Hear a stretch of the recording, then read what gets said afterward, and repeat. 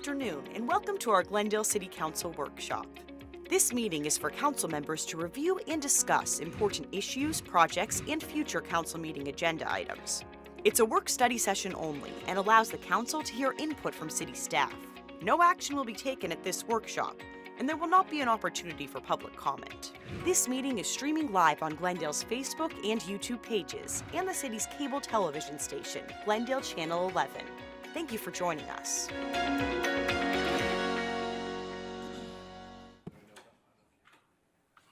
All right, good afternoon. Welcome to Glendale City Council Workshop Session, January 24, 2023. This meeting is called to order. I'm not going to call roll call because everybody's here. If you'd take note of that, I'd appreciate it. And Ms. Bauer, if you could just go ahead and introduce item number 1, let's get rolling.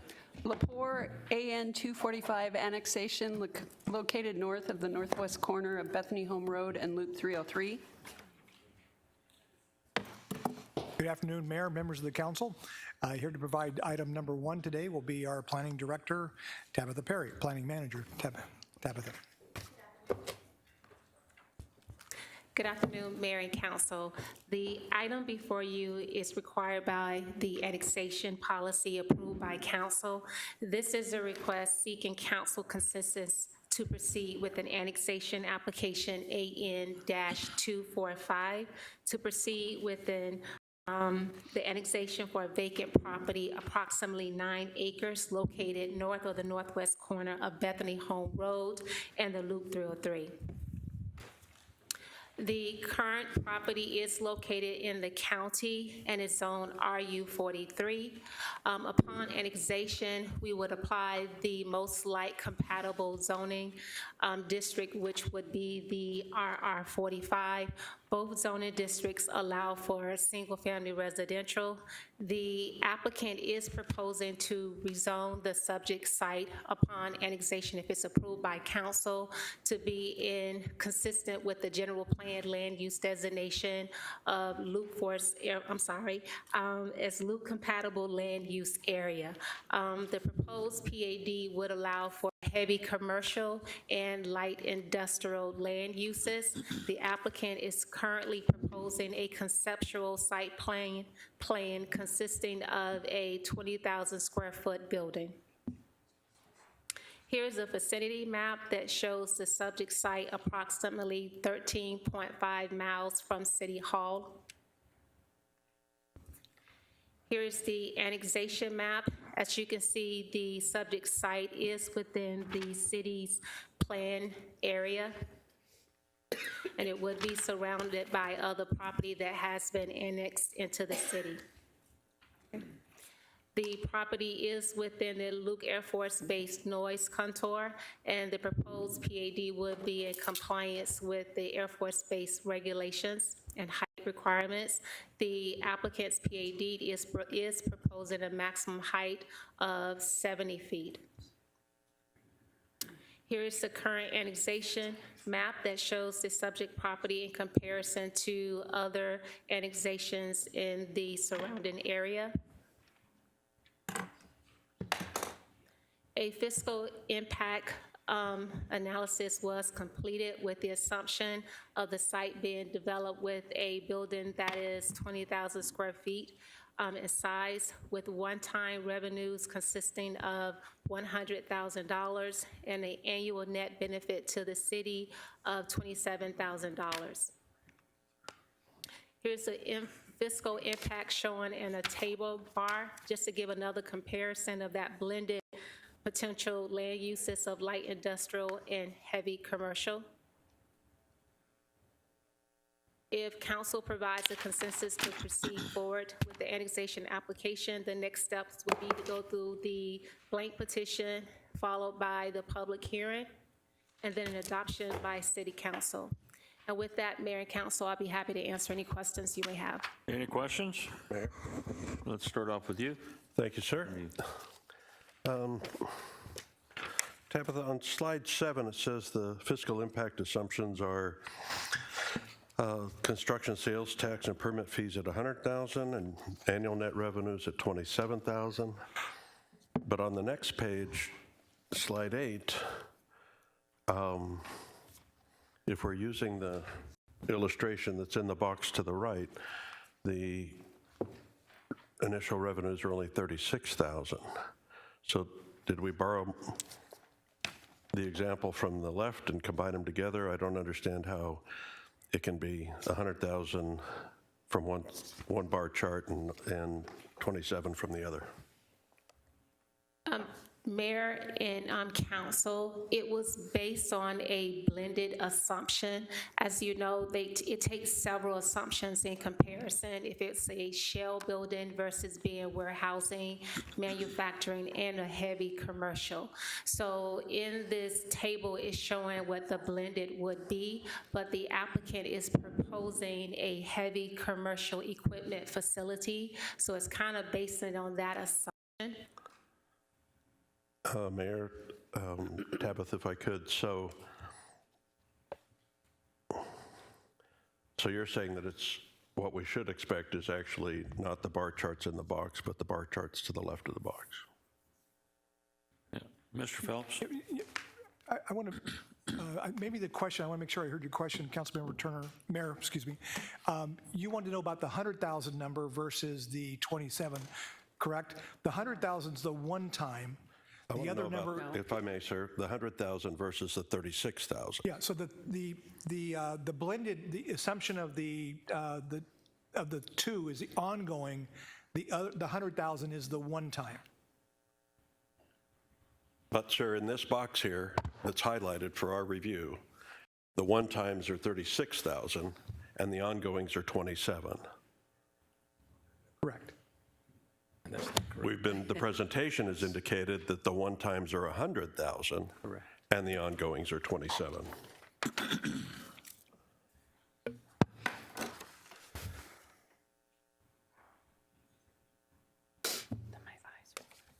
Paying attention to what they're doing. Blowing smoke. You're going to cry. Randy? Councilmember, if we could go back to the slide that shows the 100,000. Hold your microphone up a little bit. All right, how's that? So the one-time revenue there is permit fees and construction sales tax. The annual net benefit is, I think, where the difference is coming. The annual net benefit is obviously ongoing. It's 27,000, so if you move forward a slide. The revenue is 36. The cost or expenditure to the city annually is 9,000. So the net benefit is 27,000. So the 100,000 is based on one-time revenue collection. The 27,000 is based on annuals.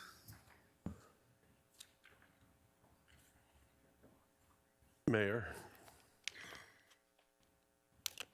Nothing on this slide, sorry, is one time. This is all annual.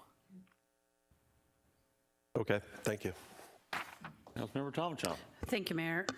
Are there any other anticipated uses? I mean, it seems like 20,000 square foot building is not a lot, a development for a 9-acre parcel. Mayor, council, it's based on the size of the site and what they're proposing for the end user to date. It's not in your packet, but here is a conceptual landscaping plan that staff is reviewing as part of the planned area development proposal. But based on what they're projecting today, it would be for a 20,000 square foot building. However, by the time it goes through PAD, it could potentially change to something greater than that.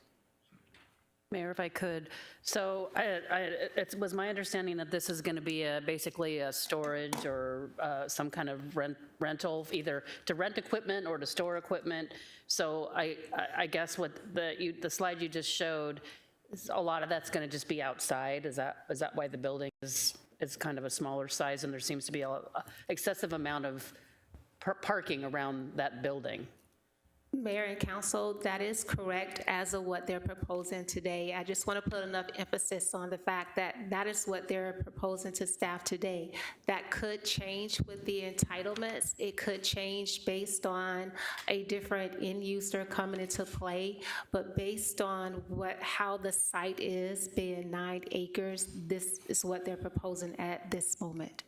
Okay, Mayor, and I have one more question. So in the event that it's either storage, which I think you rent space, or or if it's an equipment rental, either one, did the projections, the ongoing revenues, did that anticipate rental taxes? Mayor, Council, yes, in the packet, for the fiscal impact, it does include lease rental. Okay, thank you. Taxes. All right, thank you. Any other questions? Hearing none. Is there a consensus to move forward? Yes. Okay, thank you. Item number 2. City of Glendale right-of-way landscape plan for council consensus. Mayor, members of the council, here to provide staff report on item number 2 is our Director of Transportation, Shahid Abbas.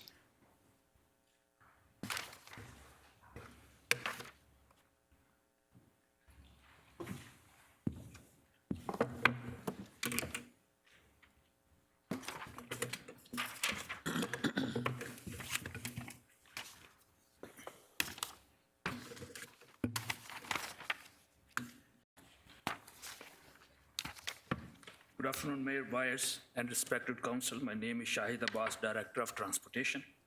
With me today is Prab Adabala, Deputy Director of Transportation, and Fred Sanchez, the city's right-of-way supervisor, who's sitting in the audience with us. Both Prab and Fred helped to put this plan together. The Transportation Department has 289 miles or 27 million square feet of right-of-ways to maintain, and right-of-way maintenance involves trees, shrubs, grass, decorative rock for dust control, trash control, weed controls, and irrigation systems. Today, staff is proposing a right-of-way maintenance plan that consists of 2 elements, catch-up and keep-up. Catch-up means to bring the city's right-of-way to the existing city landscaping standard. Keep-up is the ongoing continuous maintenance of the city landscape area to keep it at par with the existing city standards. The city's current landscape standard is 1 tree every 30 feet and up to 5 shrubs between the trees.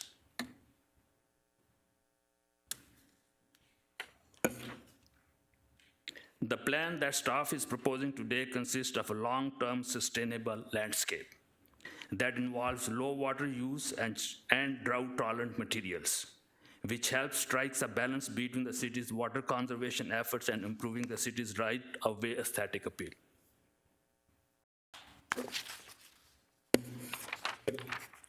This map shows 2 areas, developed and undeveloped. The developed areas are those where landscaping was originally installed to the city standards. Undeveloped are those areas where landscaping has not been installed and only requires trash and weed control. The green on the map shows the developed area, that is 186 miles. The red on the map shows undeveloped area, that is 103 miles. Out of 186 miles of developed area, 151 miles has already been restored to the city standard and only needs regular keep-up. The remaining 35 miles of developed area needs to be fully restored to the city standards. 103 miles of undeveloped area only requires weed and trash control. As the city develops, the undeveloped area will be landscaped to the city standard and maintained by the adjacent property owners. The existing total program between keep up and catch up consists of approximately $3.6 million.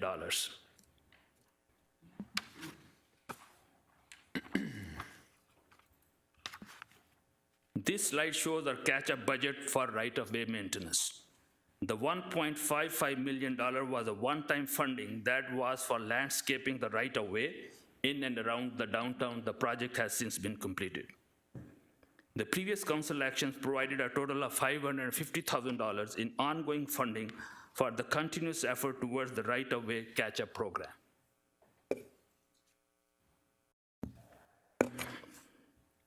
This slide shows before and after catch-up efforts.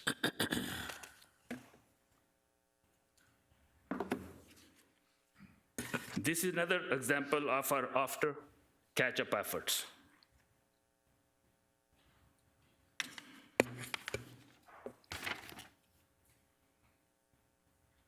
The city has approximately 22,000 existing tree sites. Out of these, 4,000 trees are missing, and there are 18,000 existing trees. And out of the existing trees, 330 trees are either dead or diseased. In total, approximately 4,330 trees need to be replaced as of today. There is a potential to add an additional 11,000 trees should the additional resources become available.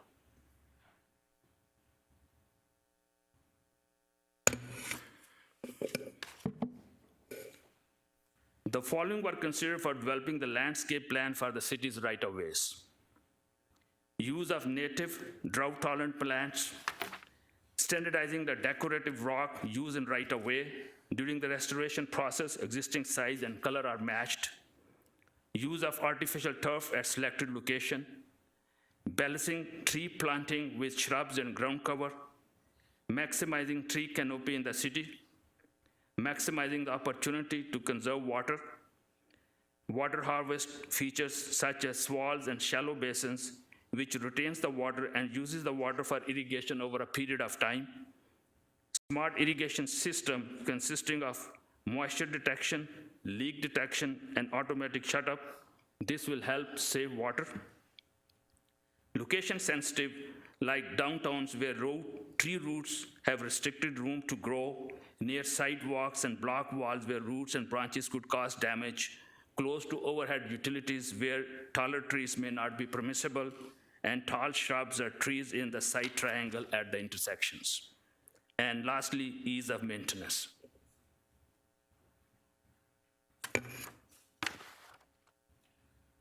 These trees are just a sample of potential tree palette which we can use. Apart from being drought tolerant, they are also better suited to deal with the local conditions like the wind.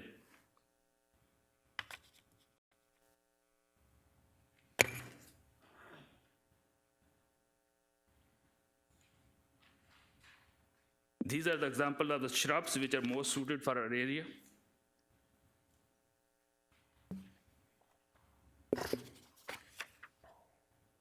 And this slide shows ground cover.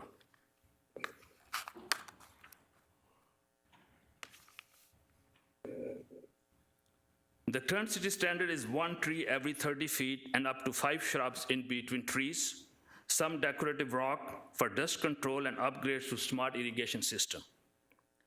This plan is anticipated to cost $6.6 million to bring 35 miles of developed area to the current city standard.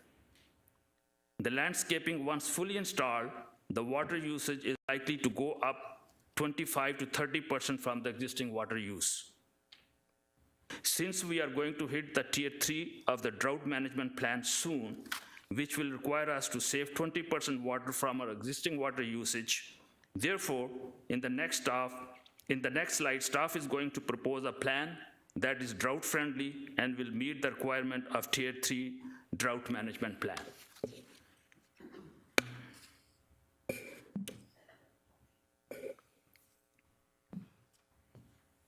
The proposed drought-friendly plan is 1 tree every 30 feet, 3 shrubs or cacti between the trees instead of 5 shrubs, and upgrading to smart irrigation system.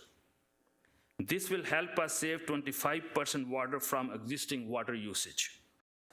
The proposed plan is anticipated to cost $6.2 million to catch up with 35 miles of developed area.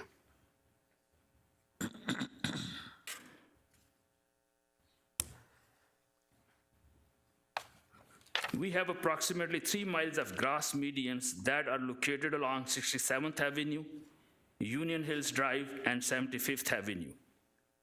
The plan consists of removing natural turf, installing artificial turf in the narrow parts of the median, and restoring the rest of the median to the proposed drought-friendly city standards.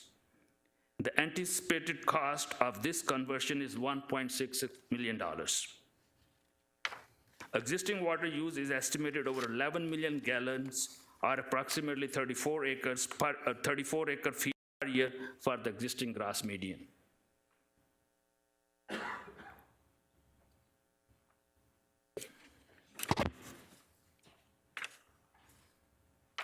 This slide shows the water consumption and the saving.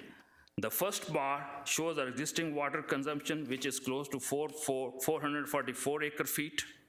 If we install 35 miles of developed area to the current city standards, our water consumption will go up to 556 acre-feet. If we adopt the proposed plan which staff is proposing today, we will reduce our water consumption to 339 acre-feet, which is 20%, more than 20% saving over our existing water usage. That's almost 111 acre-feet saving of water.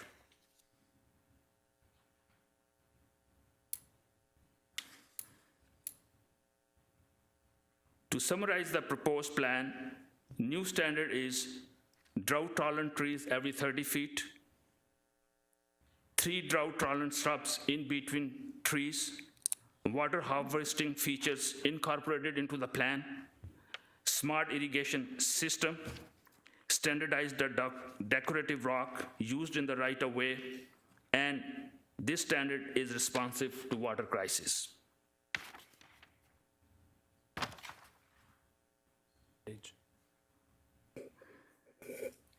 Staff is proposing a 7-year plan for restoring the right-of-way to the city, to the proposed drought-friendly city standard. We have $550,000 for catch-up in the existing budget, which is row 2.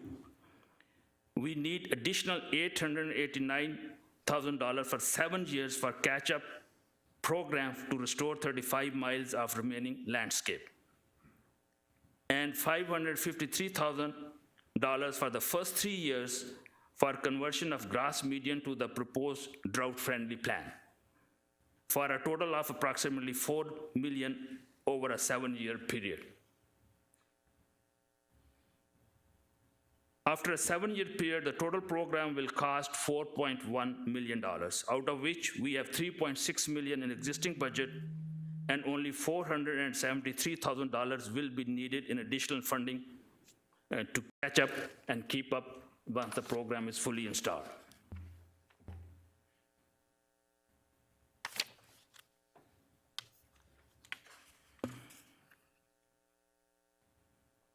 Following are the staff conclusions.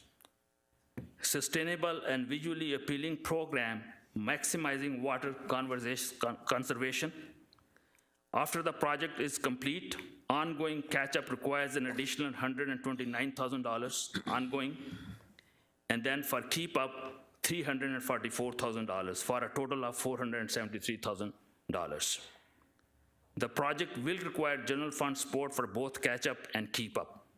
Catch-up, one-time ask is approximately $4 million, and then once the project is complete, after 7 years, $473,000 ongoing.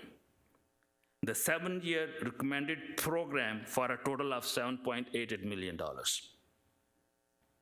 There is a bill before the House which includes $810,000 for this project in the financial year 2024. Bill, if passed, will reduce this project cost.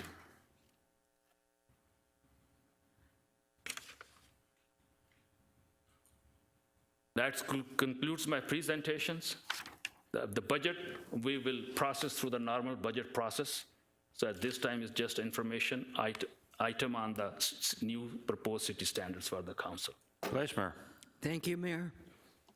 I think this is an absolutely fantastic plan. Just as the city committed to, as you put it, catch up and keep up on streets and on parks and on lighting, I think this idea of catching up and keeping up on right-of-way will be a positive impact to the entire city. My only regret is that I wish we could front-load it and get more done earlier, just as we did on streets, because 7 years is a long time to catch up and beautify every right-of-way in the city of Glendale. But I support this wholeheartedly, and thank you for bringing it forward, and I'm looking forward to seeing the results of it. Thank you. Thank you, Mayor. I, too, I think this is extremely timely. I've had quite a few residents over the last year even who have mentioned about our right-of-ways and how we've lost trees and what are we doing to repair it. And in addition to that, what we're doing here is we're going to conserve, which I think is another big concern for our residents. So I applaud you for moving forward with this, and I support it 100% as well. And like Councilmember Clark, if we have funds available, I think accelerating it as each budget year comes around, I think would be appropriate. So I'd ask you to be prepared to present an accelerated plan each year in the event that we have the funds to be able to do so after you speak with management and, see where the funds are. Thank you. Councilmember Tomachak. Thank you, Mayor. Thank you for the presentation. I'm pleased to see this come forward. This is something that I've been talking to the city manager about, and I was talking to Jack Friedline about this for quite some time, that while I agree with our focus on improving parks, I think right-of-way is just as, or maybe even more important than parks, because every single person that comes to our city sees our right-of-way. They may or may not see our parks. So I think it's really important to focus on curb appeal for the city. That's how I look at this, as our curb appeal. And I think it really matters when you go to a city where there are, beautifully landscaped right-of-ways and well-maintained right-of-ways, it's noticeable. So I'm pleased to see that this is being presented.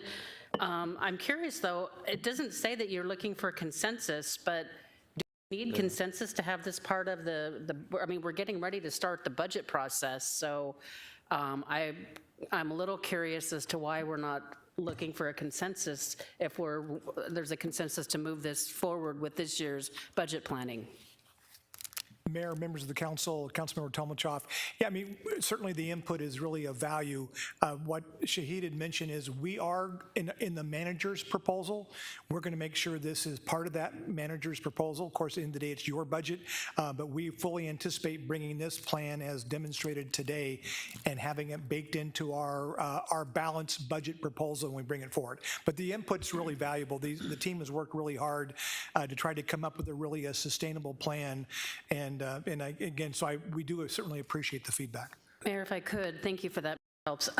I do have a couple of maybe more technical type questions. I know for streets, we basically had we did an assessment and we categorized, highest need. How would we approach getting this off the ground? So we have, council member and mayor, we have a fairly good inventory of our existing landscape area where the trees are missing, where we need to restore that. So we did that first before we came to the plan. Okay. So we have a fairly good idea what needs to be done, in what priority we need to do that. Okay, perfect, thank you. And I do have one more question with regard to areas specifically in my district. I think Councilmember Melner may have a few where we're using effluent water to landscape right-of-way and medians. Because I know effluent water is not ideal for irrigation because it's not as clean as potable water. So will smart irrigation work in places where we're irrigating with effluent water? So we, Mayor and Council member, we plan to remove the gray water and go back to the clean water smart irrigation system, So gray water does not help us much from the plant growth, and also it creates a problem if it sprinkles over the car and their screens, that creates a problem. We receive a lot of complaints from that point of view. Yeah, it makes spots on your car. So our smart irrigation is based on the clean water. Even using the clean water, converting the gray water to clean, we'll still be able to save more than 25% of water from the existing usage. The estimate which I gave you is a very conservative, but I hope our saving will be close to 30%.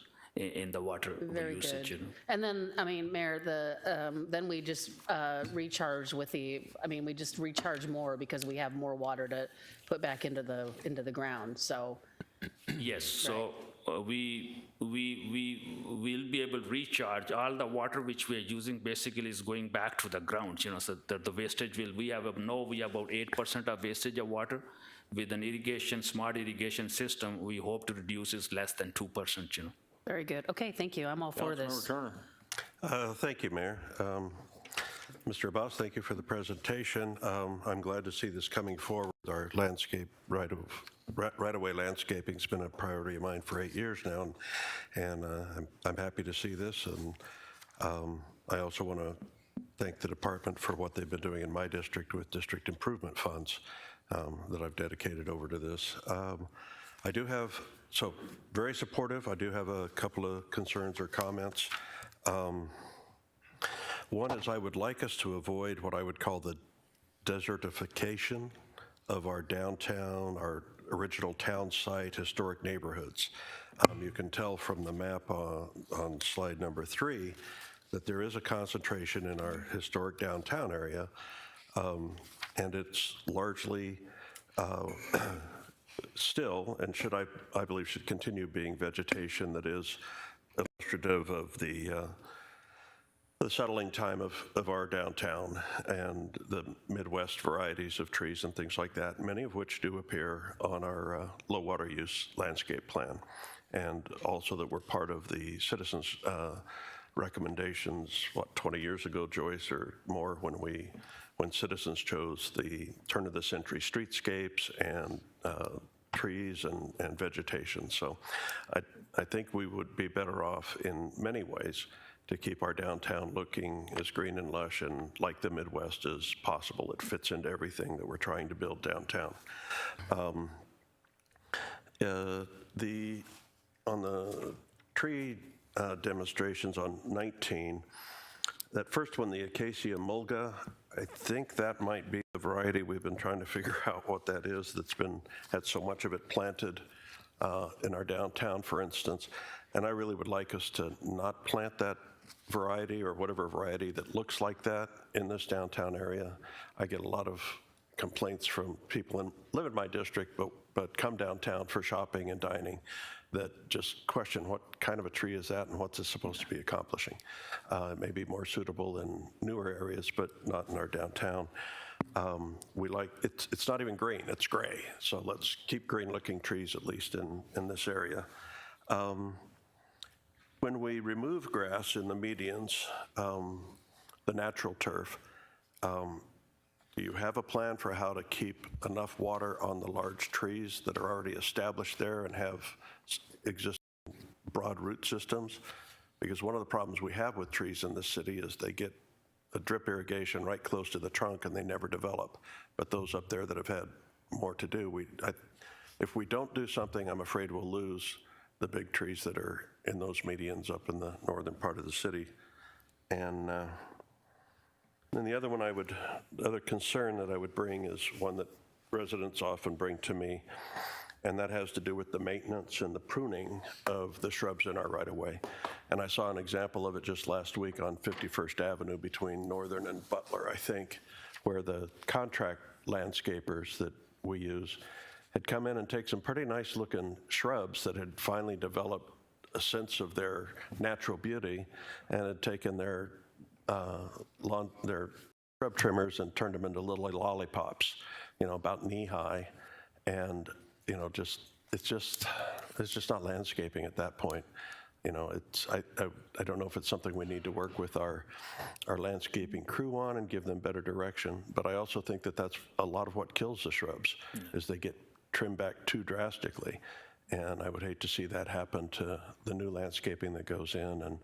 And I think we could let our shrubs in the right-of-way grow a little bit larger consistently and not trim them back so drastically. Thank you. Thank you, Mayor. Mayor Real-Donovan. Thank you, Mayor. Appreciate it. Sir, thank you so much for the presentation. Just really, really good presentation. I also want to thank a gentleman who's in the audience, Mr. Fred Sanchez here. Thank you for leading the charge, and all of our workers and our contractors out there on the right-of-ways for the Ocotillo District. The Ocotillo District was the first community that was recipient of right-of-way upgrades, and it's been really, really good, the aesthetic, pleasing part of the community. Neighbors love it, homeowners love it. So you guys have been doing a really, really good job. A couple questions. With regard to the mulga tree that the council member referred to, I met with staff back when Jack Friedline was here, and he gave us a really good history on that tree. I wasn't a big fan of it myself, but what he said was give it some time. They grow pretty fast, and the canopy stays higher than what vehicles could cause damage and the walking. And so I want to be careful that we're not taking a recommendation for a tree from 1 or 10 people, because being the representative of downtown, I have not received a lot of complaints. I have received probably 4 or 5 people who said, I don't like that tree. And I said, well, we've been asked to give it a chance. And I'll tell you, some of the small trees that were planted about 2 years ago are probably 10 feet tall now. So yeah, I agree, they're not the most plush, nice looking tree, but for safety purposes and walking, I think it's 10 feet maybe that you have to have trimmed, and that tree does that. So I just want to be careful when you select those trees. I think you should have the community's input, but I'd be careful to take out trees because we don't like them, some of us. And so I just be very careful with that. And then question with regard to the natural turf. Are you removing all of the natural turf where we have it and replacing it with the artificial turf? Mayor and council member, yeah, we're removing all 3 miles of natural turf because it's difficult to maintain water issues, and we replace them with a drought tolerant, and we gave you they need a lot of water to use. So we will have some artificial turf in the only narrow nose median where we cannot plant trees because of the site distance restriction of the trees or the shrubs will not grow. So the whole city will have a standardized landscaping, and of course, once we kick off the project, we plan to have an input from the public, and we come to your districts and we'll seek input before we select a plant and we install, because we have a variety of pallet, and so we'll give an opportunity, to the public and have their input before. Well, thank you, and the reason I asked that is it wouldn't be fair, if you will, if we removed it all and just put all back landscaping. That turf's been there for many, many years, and putting back the artificial turf is a good plan. So thank you for, and I'm like the rest of the council members, this is a great plan. I've seen it in action already in the Ocotillo district, and I can't wait to see more in other districts, but also finish the Ocotillo district. So I'm all in favor for it. I do have a question for the city manager, though, and Councilmember Tomenchov kind of led into just a segue. The specific reason why we're hearing this today and not during our budget session is question number 1. And number 2, if we wait until the budget is completed and adopted, are we delaying any parts of the city on the right-of-way projects? Mayor, members of the council, Councilmember Aldama, we just thought that we knew this has been a high priority for the council, as a number of you have stated. We thought having a workshop presentation on it where we weren't rushed through all of the things that take place during budget, and we could still have time to make adjustments, because it does reflect that looking forward out, we have to now forecast these kinds of expenses into our forecasted budget. So we just wanted to make sure it was a quick check-in versus doing it during budget time, and only because this has been such a high priority to the council to try to make progress on standardizing our right-of-way maintenance and to kind of mimic our pavement management plan. And so that was the challenge given to the team. I hope I think it was Councilmember Tomenchov had the one question. They've done an inventory. I mean, that's really important to know exactly what we have. So that doesn't take a few minutes. That's a huge amount of time to understand what are the irrigation systems like, what are the existing plants, how much we need to take out. I really appreciate your comments, because I think they've done a tremendous job of coming up with a plan. But that's the only reason we just wanted to give you an opportunity to discuss it, if we needed to fine-tune it before the budget. But we felt like, from all the comments from the council over the past couple of years, that when we finally had a plan in place, we weren't too nervous that you would say, no, we don't want to do this.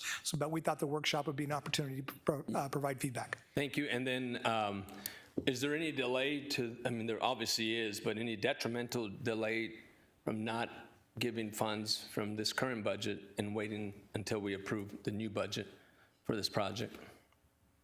We can certainly take a look at that and maybe come back at a future time and maybe show you some options of how we could accelerate that. Okay. And then finally, just a comment.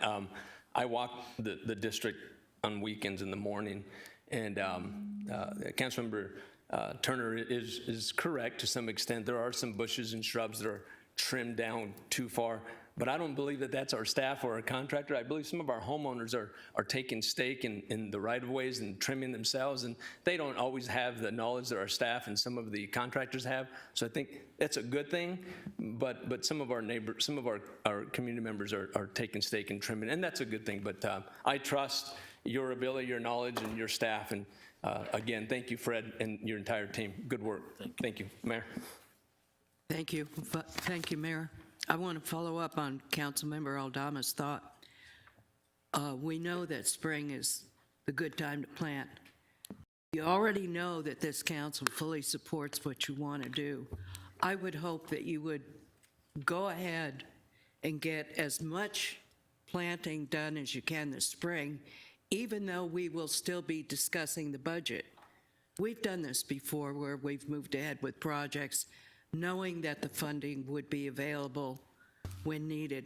So please, if at all possible, and with the blessing of senior staff, move forward and plan to plant as much as you can this spring. Because, you know, the budget kicks in July 1st. Who wants to plant anything in July unless you want to watch it die a slow and painful death? So it's really important that we try to stick to the planning cycles in Arizona. Thank you. And I'll wrap this up.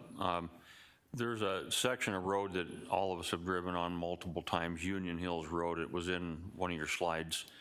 And we used to have a gentleman that came to every meeting and always talked about Union Hills being flooded from too much irrigation. I'm sure he'll be tickled that you're getting that taken care of.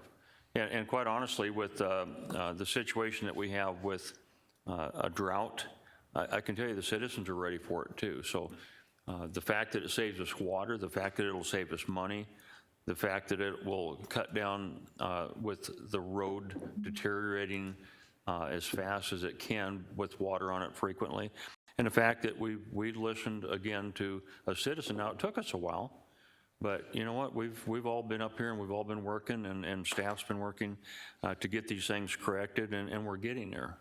And here's just proof of that. But I don't think I need to ask for consensus, because I think that you've heard that you do have a consensus. Mm-hmm. Is that correct? Yes. Yeah. Yep. Okay. Thank you very much. Thank you, Mayor, and thank you, Council. Item 3.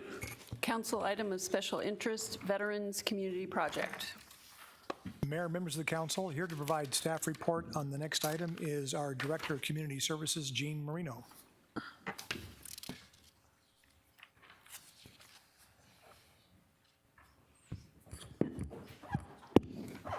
Thank you, Mr. Phelps. Good afternoon, Mayor and Council. I don't have a slide deck for today's presentation. This is a follow-up on a council item of special interest that was raised by Mayor Wires in November to explore the potential for bringing the Veterans Community Project to the city of Glendale at a specific site that's city-owned at 63rd Avenue and approximately Grand. Veterans Community Project is a nonprofit organization. They currently operate in Kansas City, and they're expanding their operations to several other localities throughout the country. They basically develop transitional housing specifically for homeless veterans. They're tiny home villages, and they provide on-site wraparound services at those communities. It's a stick-build, ground-up operation, so we're not talking about modulars or container homes. A typical 50-unit project will require about a $10 million capital investment and about $2 million annual ongoing for operations. Their model is unique in that it relies exclusively on philanthropic fundraising to support both the capital and the annual ongoing. So generally, to move forward, if the city wants, if there's consensus from the council to move forward, there would be a little bit more research that's required and engagement with the organization. But the city would need to commit to identifying a local champion who would assist with making community connections and developing community partnerships for the fundraising aspect, assist with site selection, zoning, and building community support and neighborhood support for the project, also helping them through the development process. securing land with utilities that also has reasonable proximity to public transportation and other community resources, participating in ongoing philanthropic activities and fundraising to help support the ongoing operations at the facility, and then assist with garnering just a demographic assessment of what are the gaps in services, what's the need for that particular population in our community, and then finally committing to the concept of low barrier transitional housing model with on-site supportive services. So if there's consensus to move forward, the next steps would be to complete the Veterans Community Project National expansion application and start engaging with conversations and potentially doing site visits of that particular city-owned site. And with that, I would be happy to answer any follow-up questions you may have. It's anticipated that to move forward, it would require about 30 additional hours of staff work. Councilmember Tomachoff. Thank you, Mayor. I know you and I've had several conversations, and Councilmember Turner, Councilmember Milner, you and I visited the project in Kansas City, and we're literally blown away by this. So I'm interested in moving forward, but I do have a question because I'm trying to find where it is in here. Somewhere you refer to the parcels were purchased with transportation. There's 7 parcels. Were all 7 purchased with transportation money? So we do, Mayor and Councilmember Tomachoff, we do need to do some additional research on that. It's my understanding that a majority of those parcels were purchased as part of the Grand Avenue project many years ago with transportation funds, so it is likely that those funds would have to be repaid, but additional research is needed. Okay, because project in Kansas City was 5 acres, I believe, but I have followed some of the other things. I know in Colorado, I forget the name of I don't remember the name of where they have the one in Colorado, but it's only 2 acres. So it's not necessary that probably that you know, if we couldn't develop that whole parcel, that we would need, it's almost 8 acres, so we wouldn't probably need the whole thing anyway. So I was curious about that. Mayor and Councilmember Tomachoff, the next steps in the process would really to conduct a feasibility assessment on those parcels anyway to determine if it is suitable for this type of development. So that would be kind of the next step. It may be, I mentioned in the council report, it may be, depending upon the findings from that we need to find an alternate location. So that would be all part of that next step of the due diligence process. Very good, Mayor. And that was going to be is that if this wouldn't suitable, part of moving it ahead would be to try to maybe identify another parcel. Okay, awesome, thank you. Thank you. Thank you, Gene. And thank you, Mayor. Enjoyed seeing this project in Kansas City, and I've been a fan of the tiny home concept for quite some time. One of the things I liked most about this VCP, the Kansas City, was that they relied very little, if any, on city support. I don't mind investing 30 hours to help kick off, get something moving, but I think the success of the project in Kansas City is because they're vested in the community, and they have that community reach. So I'm willing to move forward and investigate this more. I can lend my consent to that. I'm not sold on that particular location for a few reasons, one of which is we have other active community organizations that have had interest in that area and those projects or those parcels for a project of their own. I think we should be respectful of that.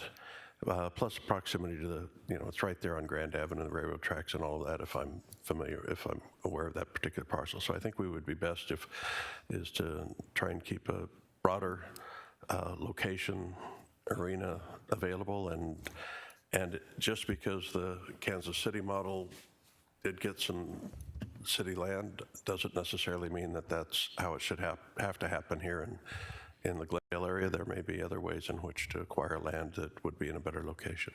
Thank you. Vice Mayor. Thank you, Mayor. I'm afraid I'm going to sound like the Grinch. I'm not against veterans, and so don't construe my comments as being opposed to a veterans project. But I do kind of resent the fact that the veterans are being used to introduce the concept of tiny homes into Glendale. That's my problem, is You tell me, what other cities have embraced tiny homes to date? Do you know? Mayor and Vice Mayor Clark, here locally in our region. Yes. City of Phoenix, City of Tempe, they all have small, tiny container home villages. Many of them are market rate. I can follow up with you and get you some more information about those types of developments. But yes, they are occurring here locally in Maricopa County and throughout the region.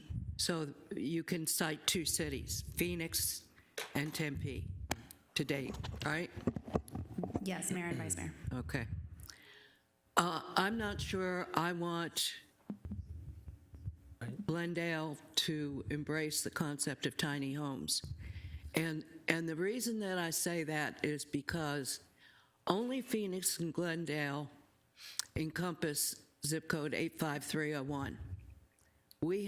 And these tiny homes would go into zip code 85301.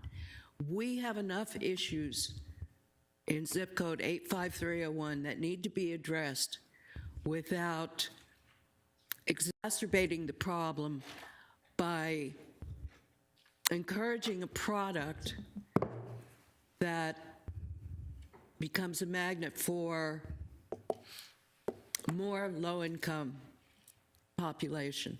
I had always hoped that we could in some way diversify the population in 85301, or not stuff every single nonprofit that wants to come into Glendale into 85301, which is what we currently do. Plus, I have some questions as you do your deep dive and go further into this.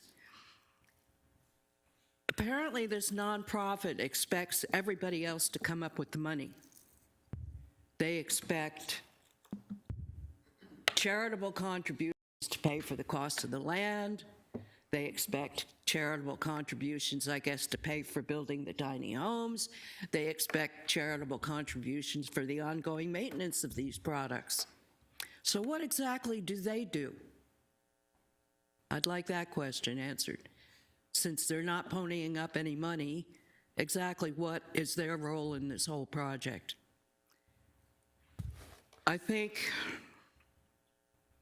what will happen is any shortfalls will have to be covered by the city if we embark on this project. I'd like to know if that is a possibility, and if so, where do we propose to get the money from to cover whatever shortfall contingencies that may be needed? Which also brings up my last question. If this is transportation land that was bought with public money, and that transportation fund has to be reimbursed, that's at the city's cost. I'd like to know how much that ticket is going to cost us as well.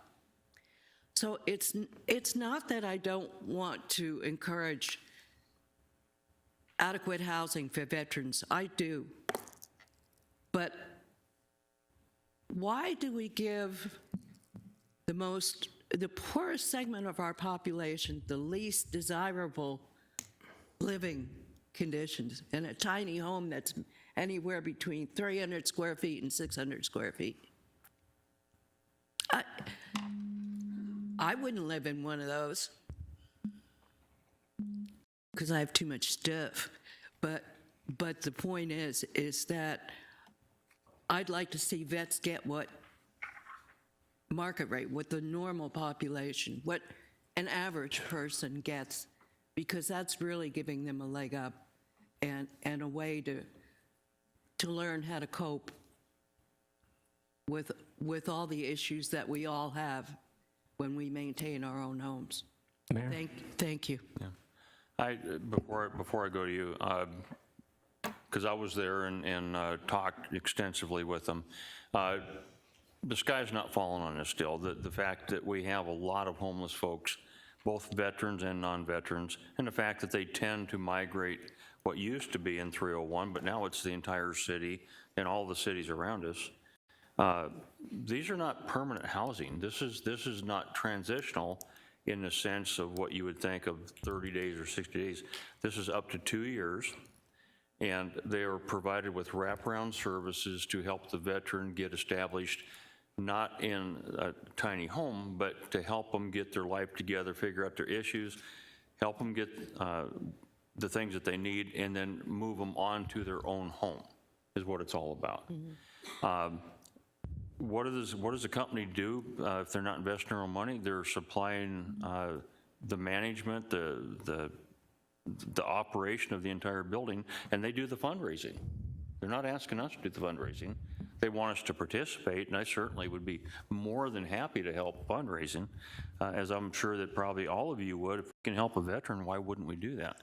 But the requirement is they need some counsel that's willing to help veterans. We have a homeless problem, folks. I don't care what anybody says, and we also have a very, very high concentration of veterans, and I think the very least we owe them is the opportunity to get their lives back together. I personally don't think that this is the best location in the world, but I think it works for so many different reasons. It's very close to Northern Avenue. It's close to buses. It's close to a shopping center. It's close to restaurants. It has a park right there, and it's immediately next door to VFW. It has all the things that typically would be beneficial. It gives a park that we have that's very underutilized. It could be more utilized. I think it'd be the least expense for the city, and I think it could be much more utilized. Yes, there's another organization that wants to use this property, but I've asked them for over 3 years to give us information, plans, show us how they're going to fund it, how they're going to operate it. And the latest I've gotten to date was a picture of what they would like the rendition to look like. And that's it.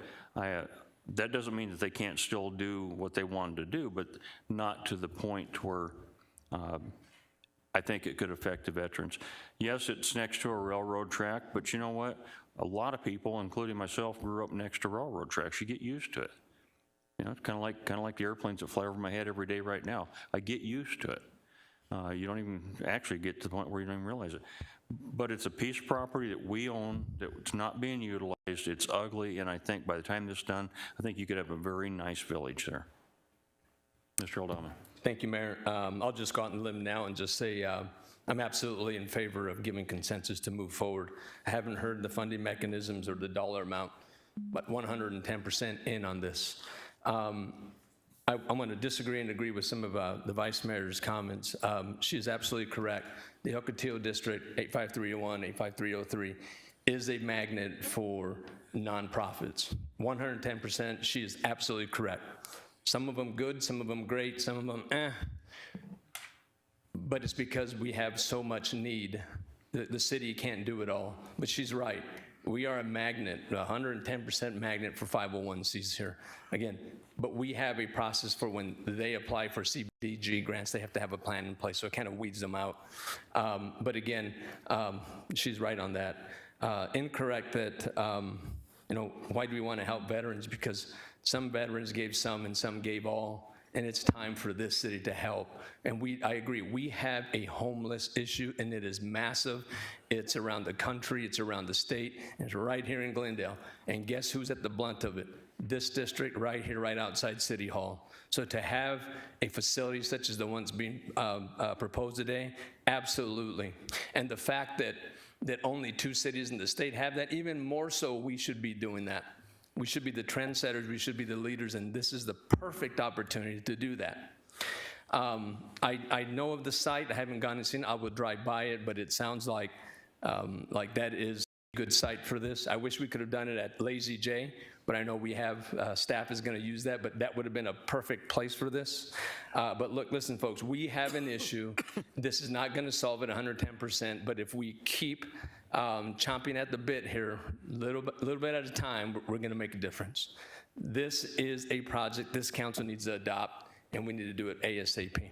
And I've heard from some of my colleagues that went to Kansas City that I didn't get to go to, and they speak highly of the program and the little houses they have there. And then finally, I would live in one of those little homes. In fact, I grew up in a tiny home. Tiny homes weren't even established at the time, and so I have no problem with that. But look, here's the thing. If you're homeless, if you're a veteran, if you're not a veteran, it doesn't matter. If you're homeless, any place that you have safe shelter is a good place to live. And we're set out to help them, and I'm all in. Let's do it. I do want to see numbers, but I'm all in. Thank you, Mayor. Mr. Melner. Thank you, Mayor. I am in agreement to move forward on this project, given some of the concerns. I had some similar concerns, but after having spoken with the individuals, seen the presentation, saw how they operate, I really don't have any concerns moving forward. What I really liked about the program is it's, as was stated by the mayor, it's not a permanent housing program. It's a program intended to get people on their feet, in particular, in this case, veterans, that would have an opportunity to get the services they need, to establish themselves with work, and then move on. They're expected to move on. They're not expected nor allowed, I don't believe, to stay in these locations for over 2 years. It's a max 2-year program. So I really do think that it would be beneficial. The only question I would have is regarding our zoning. If we allow this type of a project, are we going to then, is this going to be a standard zoning capability to be done anywhere in the city, or would it still be a zoning situation where each case would need to be evaluated as to whether or not that zoning would be applicable? Mayor and Councilmember Melnar, we will work closely with the Planning Division, but based on preliminary information, the parcel, if this parcel is acceptable for the project, it would require a rezoning. And I guess my question is, are we going to have to, are we going to then create a new zoning category? Mayor and Councilmember Melnar, no, it would most likely be zoned as a planned area development, similar to how we manage other projects of this nature. Okay, thank you. Good. Thank you, Mayor. How many years have you been looking at this, Mayor? I think as long as I've known you, you've been trying to find property, pull this off. So I'm in favor of moving forward and see if we can't make it happen. Mayor? Yes. Just one more thing. I would say before you, I mean, this has been successful in Kansas City, Longmont, Colorado, St. Louis, Missouri, Sioux Falls, South Dakota, Oklahoma City, Oklahoma, and Milwaukee, Wisconsin. This is a concept that has worked in other cities. So, and the idea of the camaraderie of the veterans, there's a different set of circumstances generally why a veteran is homeless. So that's the reason why the villages are essential, what they told us, to part of the healing of the veteran has to do in order to be able to move forward in their life. So the people who work there, they're veterans. They understand the PTSD and the trauma and the things that these people have dealt with, that have a lot of the reason that they're homeless is because of their service to our country. So I feel absolutely, I mean, I know we were all blown away by it, but before you decide that this isn't for us, I think we should at least explore whether this is something we can do. And the people there, I think the community really got behind this. I mean, there were volunteers there putting up Christmas lights on these little tiny homes for people, and they were helping each other. And another important thing that is that everything is brand new. The towels, the sheets, the pots, the pans, the furniture is all brand new, and that belongs to the person that uses that, and they take that with them when they leave. So when they turn those houses over, everything is brand new again. So, which is a big part of there's a reason why they do that. You're not getting basically used stuff that somebody doesn't want anymore. Everybody gets brand new stuff. So I just think that. Like I said, I was not really thinking that I would be that blown away by this when I was there. But the reason that this concept is successful is because they're surrounded by other veterans that are dealing with the same things that they are. So I think I'm excited that we're going to at least move forward and try to find a spot for this in Glendale. And to add on to what Councilmember Tomachoff just said, I think the other reason why it's so incredibly successful is community buy-in. The community understood that there's a big problem, and the community itself, business, they all stepped up. And I have no doubt in my mind we can accomplish the same, if not better, here in Glendale. I've been involved, as people know, in veterans issues for a long time, and there's a huge outpouring of support if you have the right project. This is the right project, there's no doubt. And one thing that wasn't discussed, and I'll talk about that briefly, and then we do need to move on. This isn't for a veteran that served 50 years ago that has got major problems, and that's it. This is for any veteran that has ever signed on the dotted line. This is a woman veteran. This is a veteran that has a family. So these tiny homes aren't just for a single person. They could be for a married couple. They could also be for veterans with kids. And when I say tiny homes, don't get any idea that this is a bunch of storage containers. These are painted very nicely, nice homes. They're very small, there's no doubt about it. They're intended to be small. But there's 3 different models of them, and they put it in a village atmosphere where there's sidewalks in front of them. You feel very comfortable going there. You absolutely feel, I don't want to say at peace, because that sounds like you're going to a cemetery, but it's an incredibly comfortable place to go to. And then the wraparound services, again, with the VFW that's already established, that's already there, I think that only lends to the success of this project. Okay, I got to go to Councilmember Aldama. Thank you, Mayor. 2 things. I'd like to ask the council to consider looking at Lazy J, the property. I know that staff has already got carved out, but I think that'd be the optimal place. We should really take a look at that. I think our city manager's already rolling his eyes a little bit. Give it a chance. I think we should take a look at this. We can probably coexist with our staff. If we have to put up an 8-foot block wall, we can do that. But I think this is a favorable site. It's got access to transit along Myrtle there. It's close to bus stops on 67th Avenue.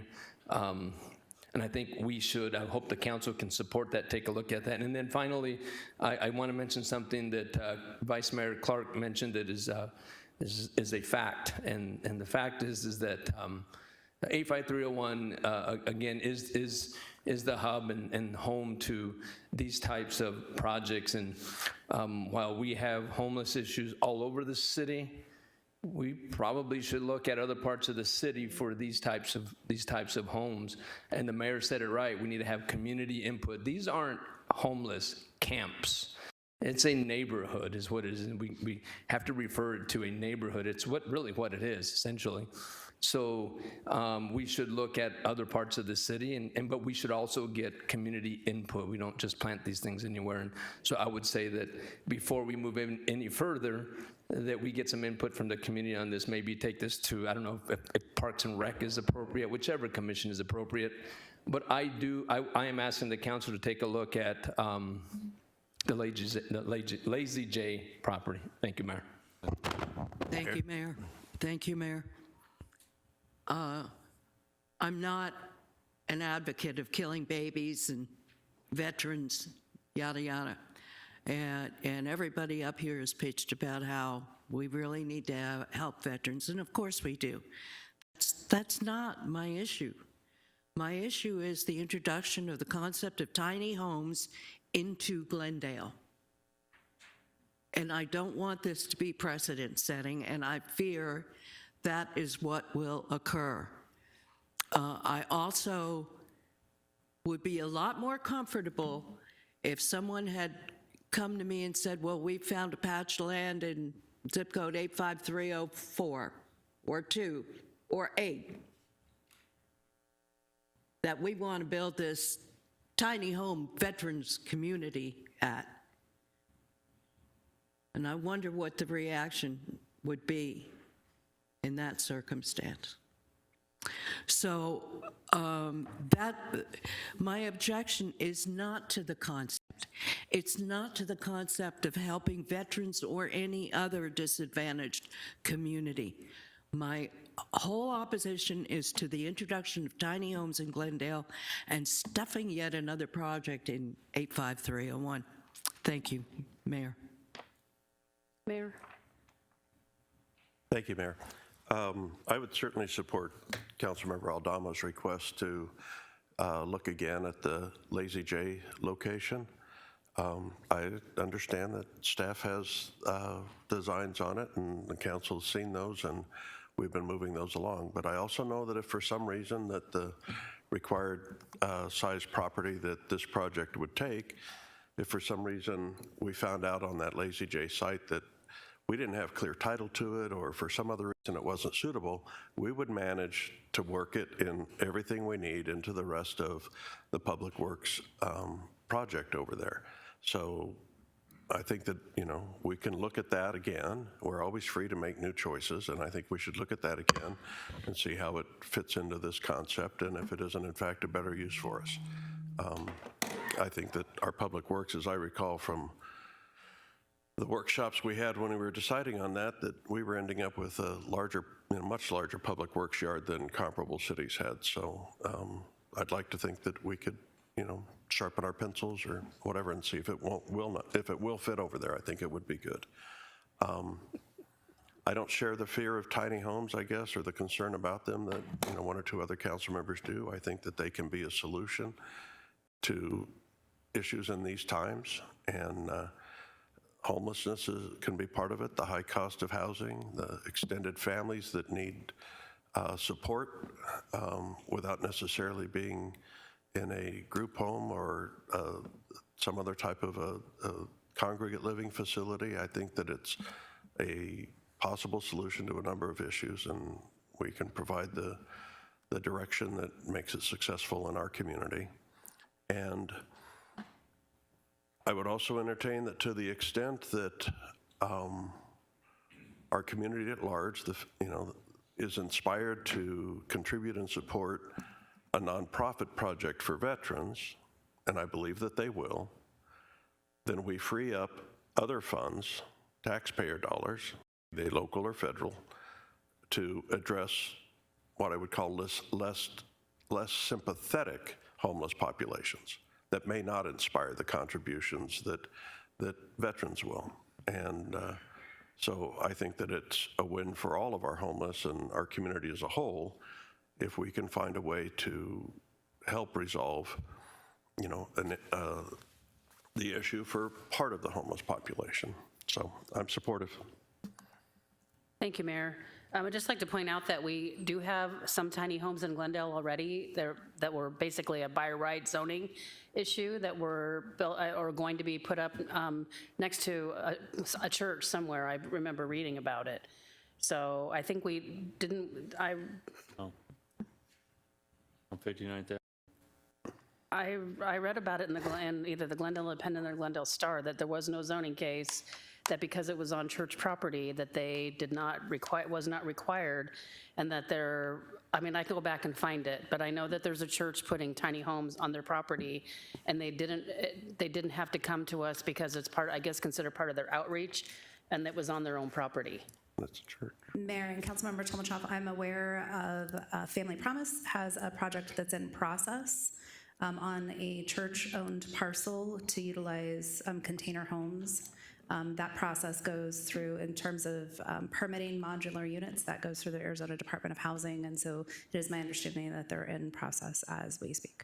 Okay, and I do support at least taking a look at Lazy J. I know Councilmember Dama and I early on, I think that's how we found out that it was, Water Services owned the lot or had purchased the lot, and that there was plans for it that we weren't aware of at the time when we first started talking to some philanthropic developers that were looking at doing some sort of a affordable housing project on that site, because it does fit a lot, it does check a lot of the boxes for an affordable housing site.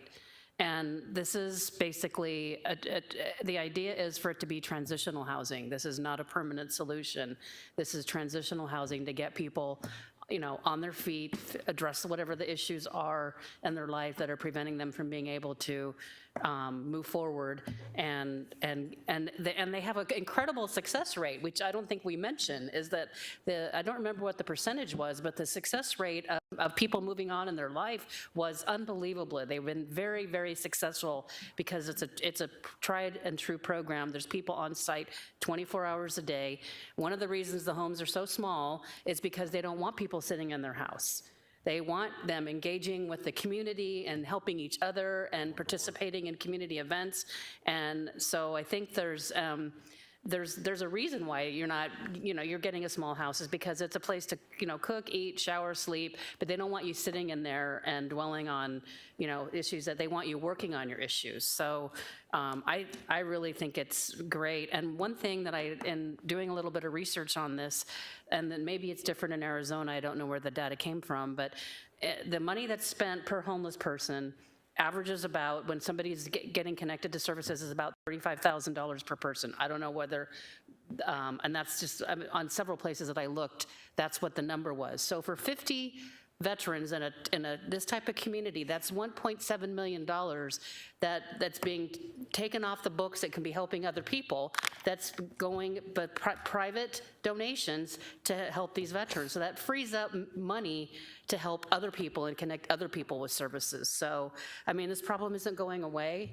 And, I think that it's an incredible opportunity for us to actually, just because other cities aren't doing it, doesn't mean that it's not a good idea. So I'm really, really excited, and I do support Councilmember Aldama's idea of taking another look at Lazy J and seeing if we could, split the parcel or do something to make it work with whatever the city's needs are, and also this project. Thank you. We done? Consensus to move forward? Yes. Thank you. Thank you. Okay. Item 4. Downtown Campus Reinvestment Project Update.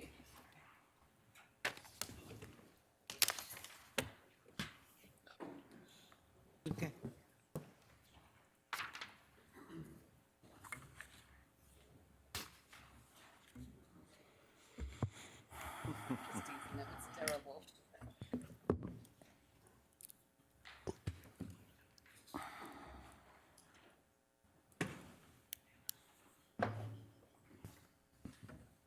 Good afternoon, Mayor, members of the council. Here on item 4, we're breaking this down into 2 parts. So the first part is I've asked Assistant City Manager Vicky Rios to provide an update of the most current financial information regarding our general fund. The second part of the presentation, the council will be asked for a series of potential consensus items in terms of better defining the downtown campus reinvestment project, which could have a financial implication. So we wanted to first show you what the available resources are, and I think you're going to find there's some incredibly positive news on this front, and then we'll move into the second part, which is to start going through some of the elements what were requested to bring back at the January 6th workshop. So with that, Ms. Rios. Thank you, Mr. Phelps. Good afternoon, Mayor, Vice Mayor, the council. What I wanted to start with first is just to take you back a little bit. This is a similar slide that I showed you back in November of last year, November of 22. And it was basically a financing plan for the downtown campus project. And it consisted of having $4.5 million worth of funding from park general obligation bonds, another $10.5 million from cultural facility bonds, another $17.7 million in general government general obligation bonds, and about $9.2 million in ARPA funding, and then $28.3 million in general fund balance. This number may be familiar to you. It came up to about $70 million. And again, that's a number that I presented back in November of 22. Now, for the sake of this presentation today, we've taken out of this number $6.8 million, which is for continuity of operations, because the continuity of operations project isn't being presented as part of this presentation today. It's kind of been swept out and taken separately, so we don't confuse these numbers and keep thinking that it's in there. So once you do that and take that out, you have what we anticipated funding, which was about $63.4 million, almost 63.5. Next slide. So the good news is, as Mr. Phelps said, when it comes to general fund balance, the city's in very good position. So we have per our policy, or per council's policy, about 55 million, almost 55 million in general fund reserves. That meets your policy. We tend to call that about 50 million. The policy says it'll be 25% of ongoing general fund revenue. And so it's set aside, it's there. It may be slightly actually higher than 25% of the ongoing revenue. So, but it is there, and it's about almost 55 million. On top of that, over and above that, we have 2.7 million set aside for vehicle replacements. These are for vehicles that are general fund funded, like mainly police cars, but code compliance cars, all of those types of things. In addition to that, per council policy, there's 2.9 million set aside for bed tax. That's because we're required to report on how much bed tax we spend on tourism if your rate is higher than your other taxes, so we have to segregate that funding. In addition to that, we have about $11.7 million set aside to purchase fire apparatus. That gets us through about the next 4 or 5 years, so we set it aside so that we would have that in anticipation of having to buy some very expensive fire equipment. That it means like it's set aside to buy ladder trucks and other kinds of vehicles for the fire department. The next line down is the pension reserve. When we did the certificates of participation, we committed to set aside $20 million so that if there was any fluctuation in the funded status of the pension fund, we could draw down from this fund in any year when we, maybe our earnings on the balance that we gave to PSPRS wasn't enough. So we set aside the policy is for 20 million, and we already have 2/3 of that set aside. The next item down is $3 million that we set aside for mega events, specifically for this year to cover the cost of hosting the Super Bowl. In addition to that, we have budgeted capital projects in the general fund that were approved by council as part of the budget process. These were not all approved in 1 year. Some of them are projects that have already started, and we have for that about $15 million. And then because we had the funding plan that I showed you on the previous slide, in that we had a plan to spend $28 million out of the general fund, we also set that aside so we would not lose track of it, and we would know that we had set aside that $28 million per that funding plan that I just talked about that we gave in November.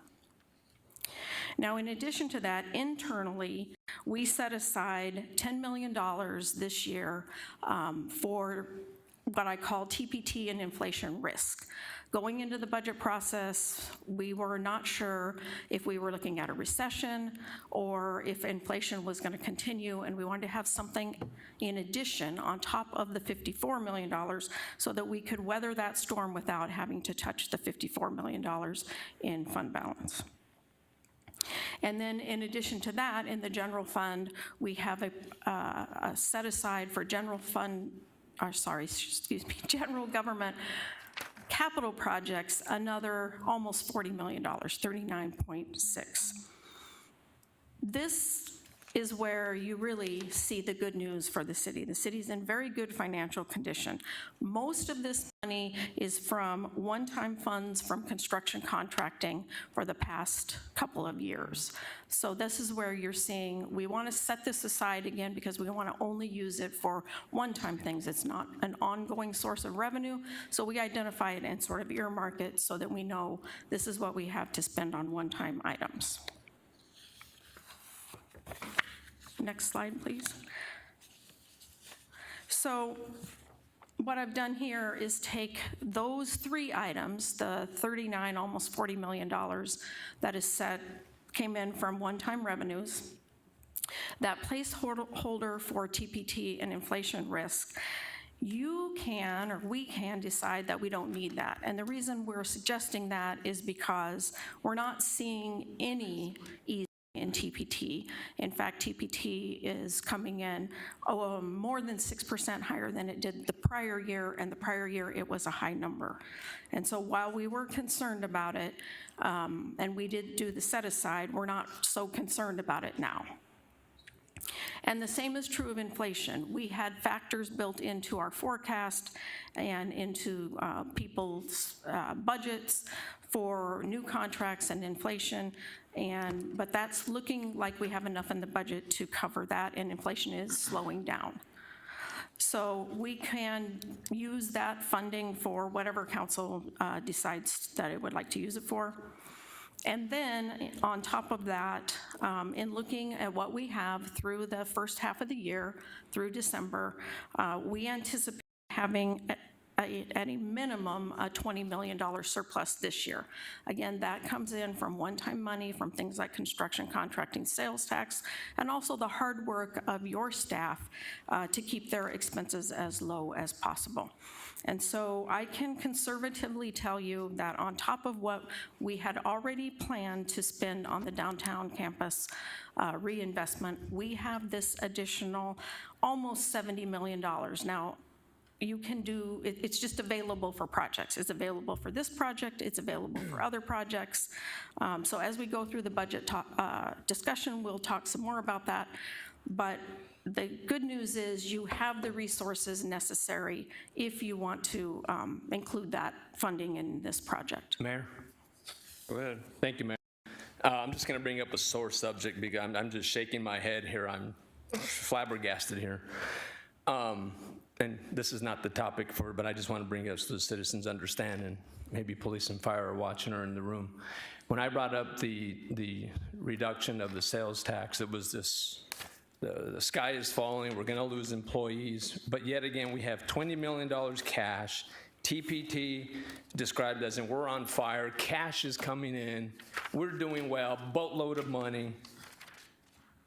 But when we brought up the reduction of the food tax, it was the sky is falling. So this is why I tell people to be careful what you hear in council meetings, because we do have cash, and if we would have reduced it or even looked at it, we have plenty of cash. And one of my offerings was construction one-time fees and permits. And here you go, folks, millions of dollars coming in from that. So I just wanted to say that so that our public safety, who was threatened that they were going to lose cash because of that request of mine, that's false. It's not a fact. And for our citizens also to understand what we're looking at. Yeah, we're doing well, but we don't just have money to throw away, folks.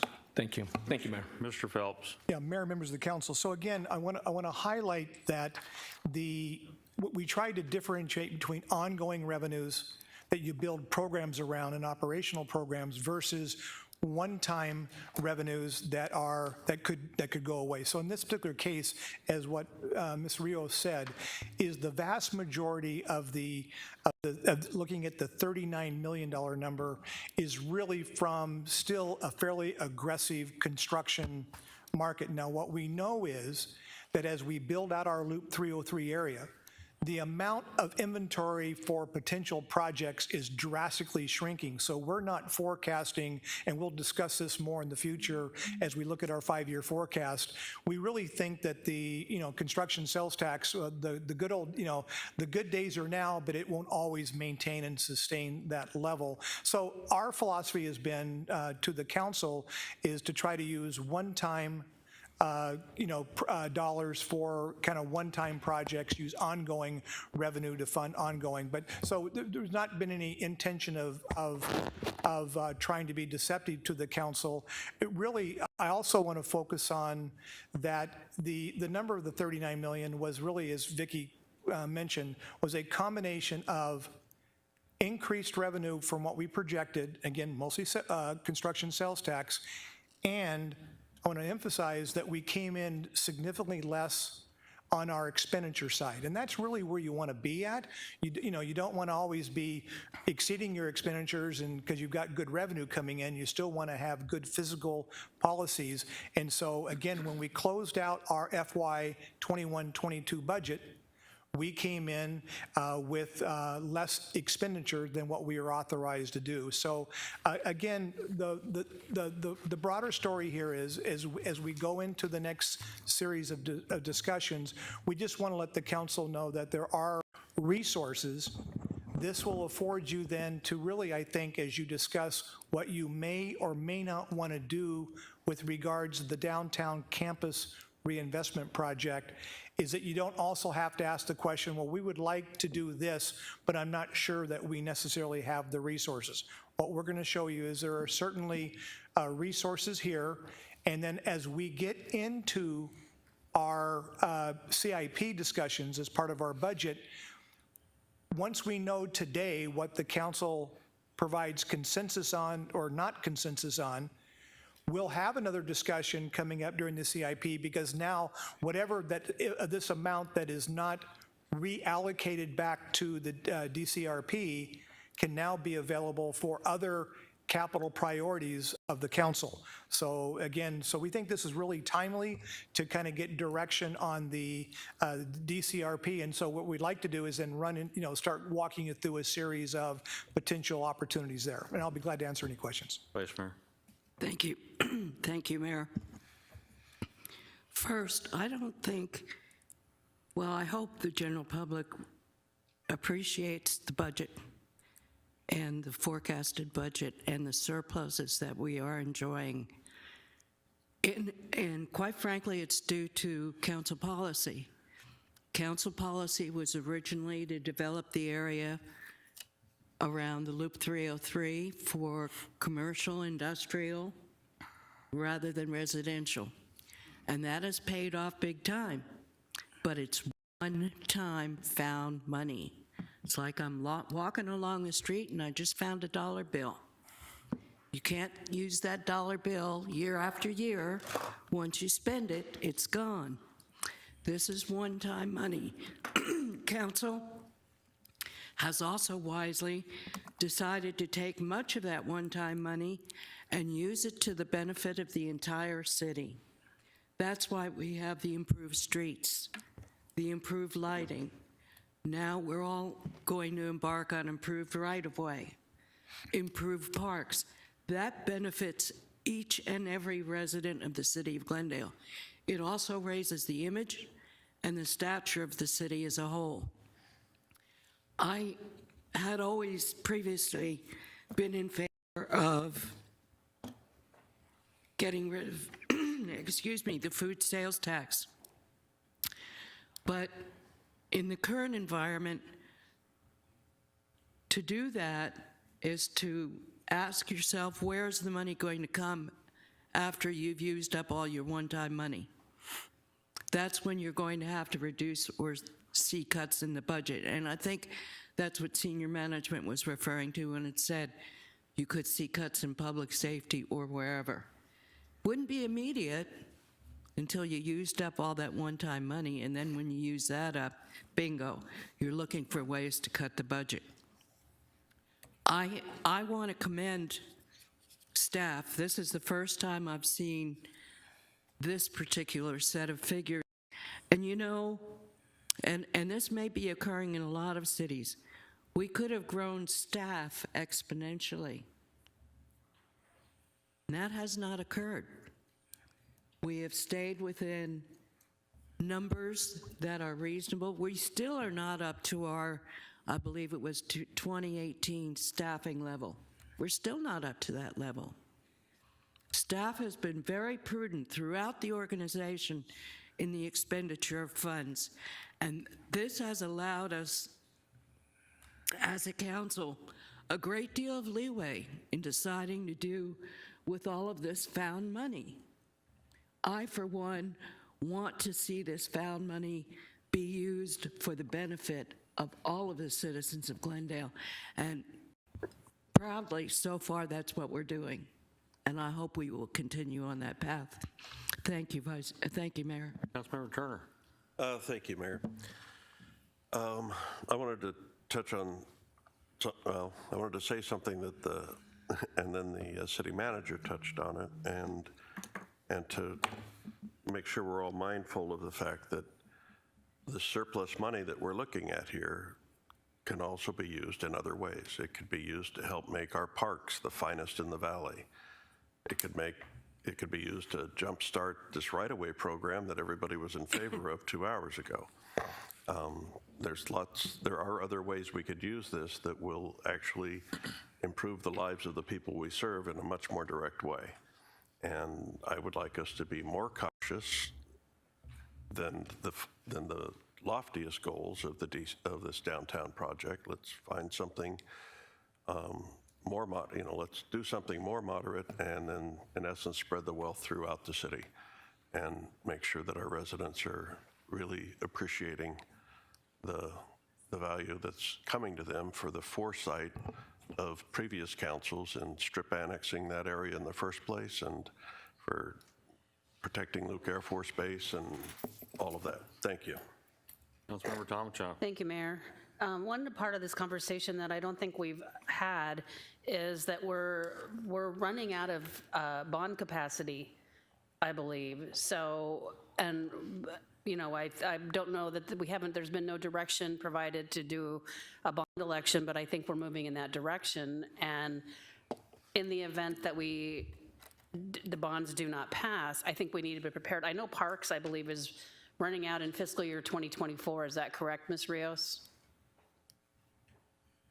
Sorry, I know you were thirsty. Mayor, members of the council, I don't have that right in front of me, but I believe Parks, we anticipate to run out in 24-25, fiscal year 24-25.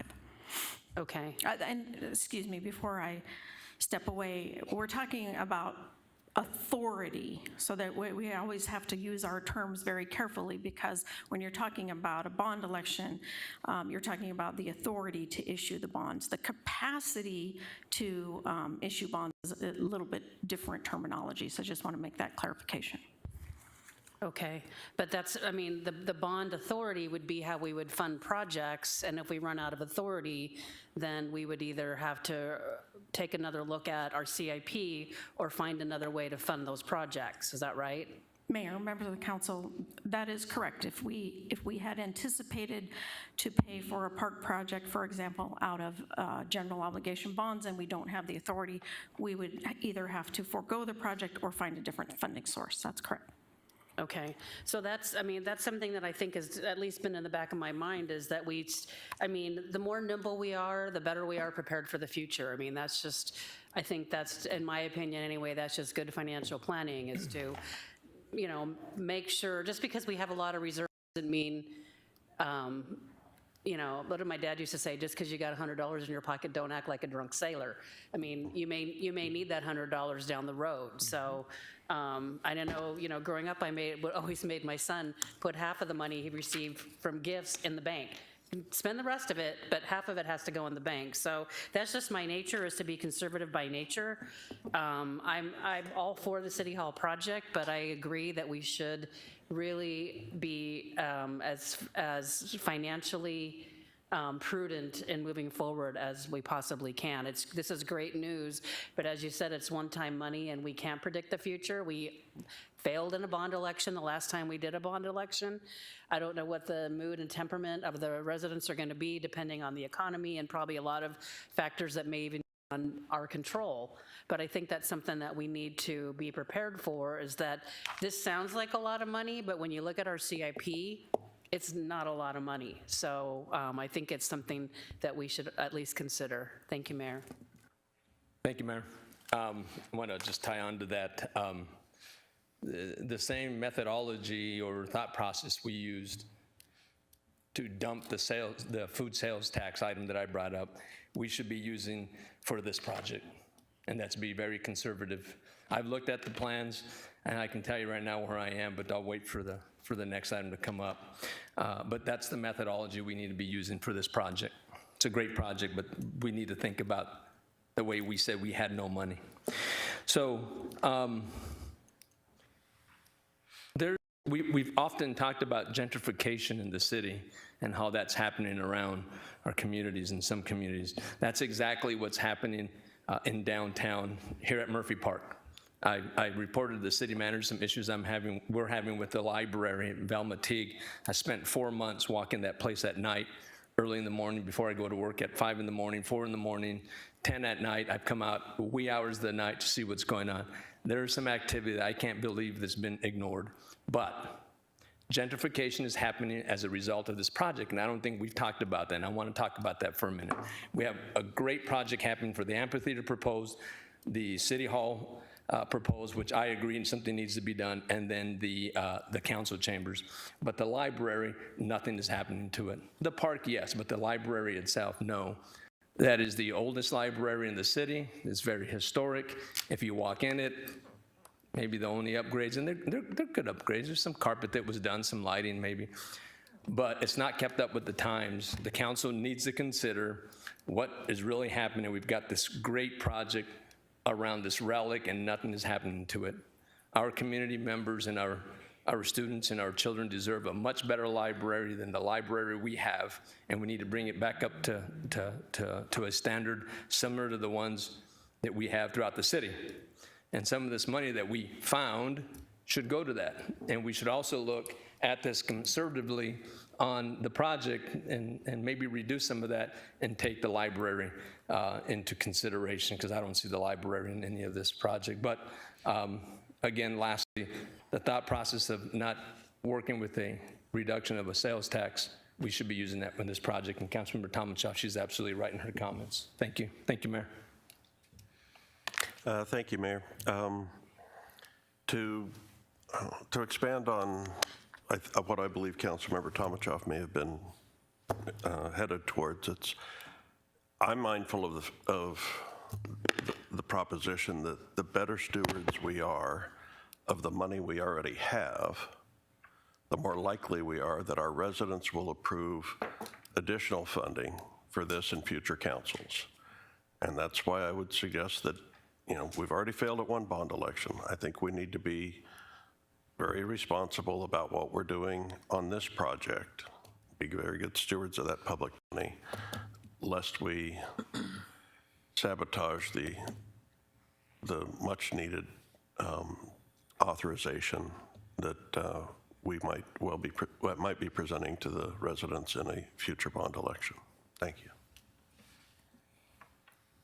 Okay, well, I guess I'm looking at it different than most. I'm absolutely incredibly excited and very pleased with the fact that you can stand there and tell us that we have that type of money that I wasn't expecting.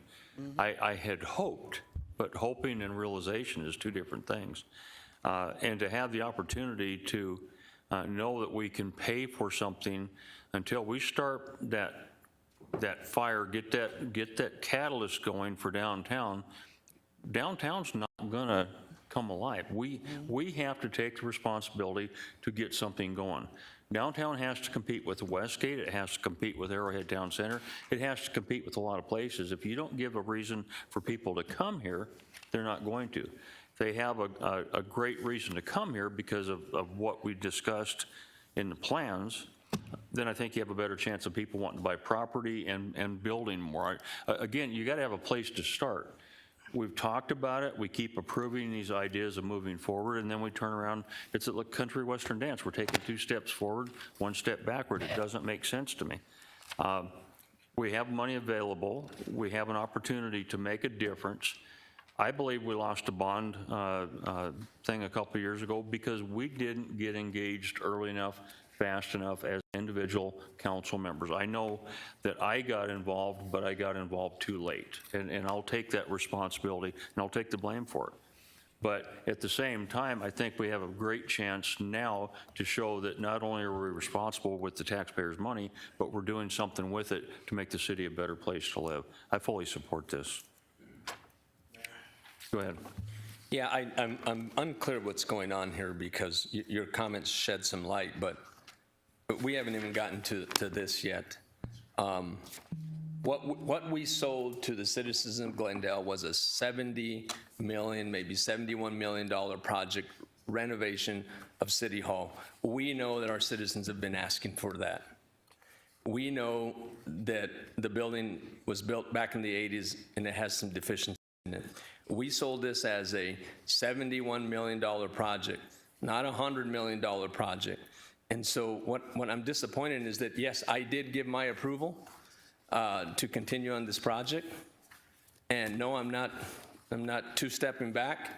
All I'm saying is that we found all this money, and so where I'm confused is all of this findings to justify that we can do the, what's it called here? The higher project, the one that's $100 million. Is that why we're doing this? Because that money certainly wasn't available, and we sold it as a $70 million project. That's the aspirational, which cost us the most. So I'm confused. Somebody will help, maybe the city manager. Why are we demonstrating of the funds we have available? Is that to justify what staff wants on the inspirational project? Mayor, members of the council, again, what we want to do is give you an update on our status of money we have in reserve. We are not, and then what we'd like you to do is let us, because I know our team has put a lot of effort in the presentation, a lot.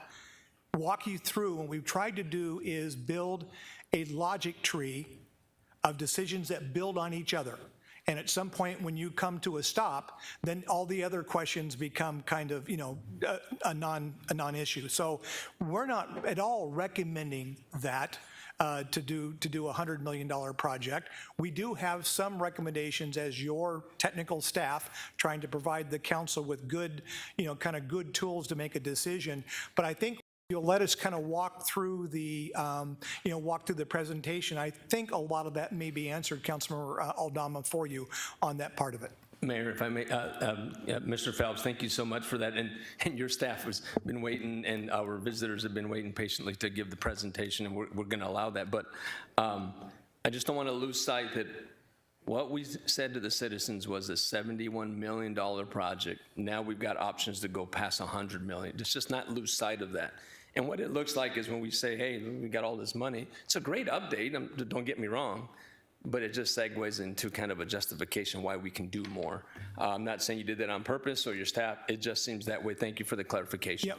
Mayor, if I could, just when we looked at this, we didn't want to, if you remember the driving, and we're going to get into this, but the council gave us some aspirational goals, and that you wanted this to be a catalyst, and you wanted to be really a beacon for downtown that would, do a bunch of things. So what we didn't want to do was just kind of tightly restrict what the project could be. We at least wanted to throw out, some options, and that's what our design team has done. But that doesn't mean that's where our recommendation is. We just didn't want to limit the information that you had. We know at the end of the day, the council will align the priority of the project with the available resources and make a good decision. And what we want to do now is kind of help walk you through that decision matrix. Thank you. Right. Mr. Milner next, and then we'll go to the Vice Mayor. Thank you, Mayor. As I recall from our last workshop on this topic, one of the concerns was where will the money come from for these additional projects? I saw this as an answer to that question, which I supported us coming back with that answer. So, to Councilmember Aldama's question, why are we doing this? I think it's an answer that we ask you to present to us. And you haven't stated that, but that is exactly what I recall. And so as you've been presented it, I haven't had many questions about what this is. This is an answer to the question that we ask. How would we ever do if we decide to go with a higher project? How will it be funded? This answers that, I believe. And I think that was the purpose of this presentation, to answer that question. And I appreciate the work that staff has done to go into it. And I'm looking forward to the actual presentation on the downtown campus. Thank you. Vice Mayor. Thank you, Mayor. I agree with Councilmember Malnar. This directly answers the question of no matter which path is chosen today and consensus is given today, we have the resources to do it. And I think that's important to keep in mind. I also want to set up, as we move into a discussion of the options available to us. I'm sorry I wasn't able to make the last meeting because I've been thinking about this, and I'm going to say some things that are probably very radical and no one will agree with, but I think they're important to be said. This council is focused on the issue of cost. I don't think that's the right issue to be focused upon. Our original statement with regard to the renovation of the downtown campus was to develop this property as a catalyst for the resurgence and redevelopment of downtown Glendale. So you have a couple of options. You can throw up a new skin on this and fix a few of the bare bones and call it good, and you have a building that looks essentially the same and performs the same function that it's performed for the last 40 years. Or this is our statement after 40 years, and probably will be the statement that will exist for the next 50 years about our belief in downtown, our belief in Glendale. We need to be thinking about this in terms of this building and this campus needs to be iconic. It needs to be a signature piece. It needs to be something, excuse me, it needs to be something that draws residents from the entire city to make them want to come to downtown. And when we talk about design, I'll get into some more ideas that'll have your jaws dropping as well. But you can't think of this just in terms of $70 million or $80 million, and we made a promise we wouldn't go over $70 million. Well, hello, there's inflation right there that's going to kick the cost up over whatever we promised. We have to look at this as our one and only opportunity to make this an iconic statement, not just for Glendale, but for the West Valley. Something that we're really proud of, and our residents will really be proud of, that they will want to come down here and use and see and visit and bring others down to see. And you don't do that by saying, well, we're going to spend $70 million and no more. So with that, I'm ready, Mayor, whenever you are, to listen to the various concepts. Good. Yeah, I appreciate all the comments I've heard today.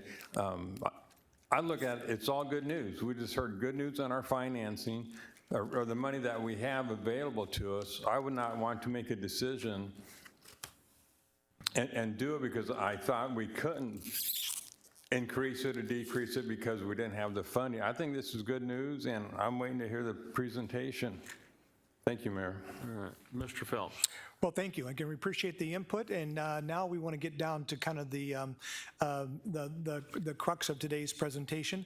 So I'm going to turn it over to our team. We're going to, again, Mayor, we'll kind of build on a logic tree kind of decision points. So I'll be checking in occasionally along the way, but I think it'll flow through pretty easily. And so with that, I'll turn it over to our team. I think, Diane, you're kicking things off.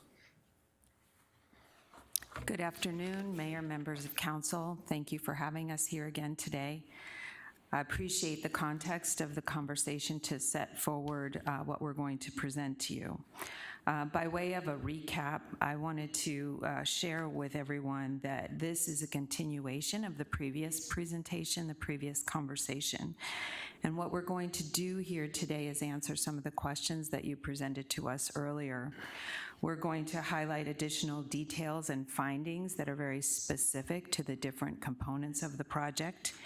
And we're trying to bring this project into a little bit deeper focus with those details, including cost data on life cycle cost benefits moving forward beyond just the year that this project is built.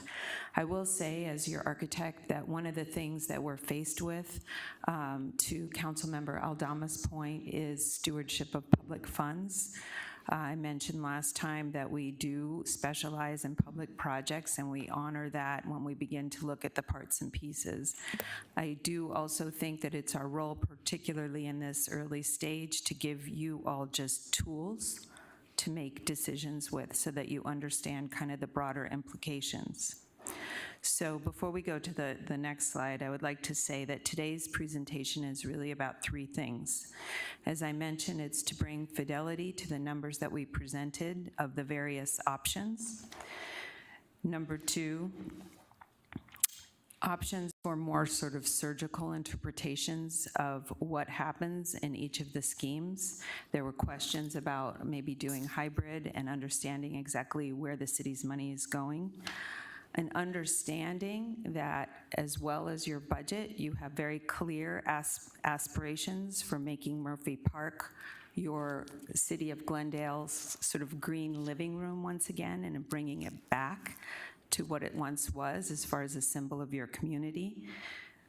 And finally, to share with you some feedback that we got from members of the community with whom we had long and thoughtful conversations, and also general public input using digital tools on the website. Next slide.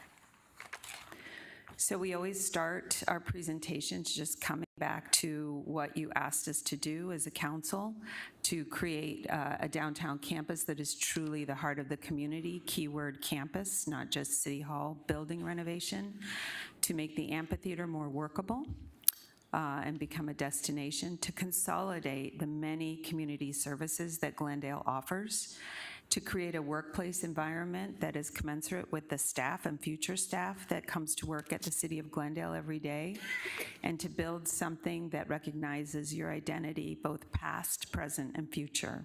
Next slide, please. As you know, this is the scope of the project. Again, it goes beyond the renovation of this municipal campus and covers the park. But of course, as mentioned, the library is not in play as part of our charge. Next slide. What we shared with you on the 6th of January are three basic ways to look at this project, and they're all kind of cumulative. The base scope involved the things that were in the RFP, but also accounts for a deeper, does not account for a deeper understanding of what some of the real facility challenges are, as well as inflation and other issues. Then we showed you a scheme that incorporates life cycle cost issues that need to be taken care of and additional code problems, and also includes accounts for inflation. And finally, we put together kind of our idea that is a little more aspirational but directly aligned with what we heard from the citizens of Glendale. And we think it's our job to just show you these things as a way to make your decisions on behalf of your constituents. Next slide. The base scope really talks about a pretty good renovation of City Hall as a building, keeping a lot of things in place in general that could stand for upgrade, but are not included in this scope, were not included in the initial RFP. Some kind of cosmetic modifications to the garage and the City Council building that we're in right now, and some upgrades to the amphitheater. Murphy Park also gets some love, some trees, some additional amenities, but only to a certain extent. The next one is opportunity. This is where we dig deeper into some code compliance issues, some accessibility issues.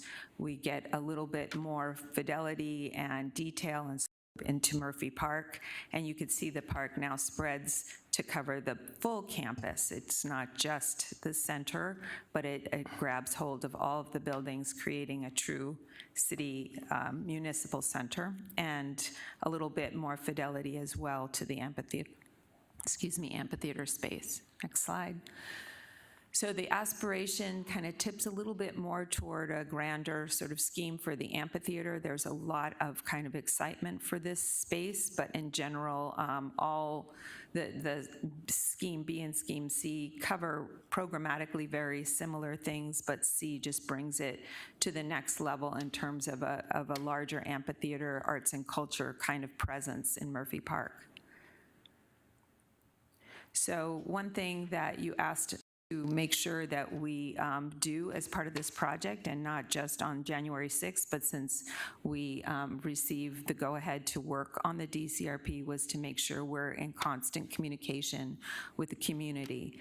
So October 26th brought us a robust kind of connection with the community. Once we presented our initial ideas and scope, it was really just a listening session. Then we have received some feedback here and there on our website, which is dedicated to this project, or the city's website. And I'm sure you've had the opportunity to connect with your constituents as well, and we've heard some of that feedback. There are some folks that appear to be very active and vocal in this process that have approached the team, and I asked respectfully if we could get the staff to have, to set up some meetings where we really sat down and listened to a variety of folks' points of view from different walks of life and different priorities, and really understand kind of what's most important to them. You see on this slide here, Brian Marshall, Don Albright, Gary Sherwood, Linda Moran Whitley, and John Crow were 5 folks that just last week we spent quite a lot of time with, breaking bread and just listening to and sort of sharing some initial thoughts. Again, just tools and aspirations, nothing definitive, no design ideas, just trying to understand truly what the priorities were beyond the RFP. Mayor? Thank you, sir. I'm going to ask you to pause there so we don't go any further, and then I'll give my comments of my thoughts. So these are great people you have on here. I know every single one of them personally, and most of them are business owners. Some of them are business owners in downtown, former council member and commissioner here, and just citizens. The council was very specific on getting out, and I know I was, get out to the community. We're going to spend $100 million of your dollars. We want to hear from you. So one, I didn't hear what that plan was. I didn't hear when the meeting was going to be, so I didn't know that I needed to charge people to get over here. So before I make my comments about this list here, can you tell me the process that our staff or you all were tasked with to get out to the community to tell them we're spending potentially $100 million? Can somebody tell me that? Mayor, Councilmember Aldama, members of the council, okay, let me see which one to answer first. We have an ongoing dialogue with our website that's posted for conversations with the general public. We also have plans, once the design scope is determined, that we move forward and have broader community workshops, so there's participation. These are folks that have been actively sort of conversational and interested in the project, that have spoken of larger sort of groups that they've been attached with and different priorities, and we thought it as a starting point to begin to have sort of longer conversations. It is our intent to continue to have this dialogue with folks as we move the project forward, not just one-on-one, but in larger workshop settings as we do with all of our projects. Thank you, Ms. Jacob. And so I'll turn to the city manager, and I'm not done yet, but I wasn't expecting for you to have a process, but I'd like to ask the city manager, because it looks like at the end of this slide, we are expected to make a decision today. And if that's the case, I'll just go forward and say, these people on here, great citizens. My comments aren't about them, but this is pathetic to spend $100 million to have 5 people. So I went forward to say that because I didn't hear much of a process. So I'd like to know what our process was. I thought we were going to have meetings. I thought we were going to get out. And here we are today, 5 people.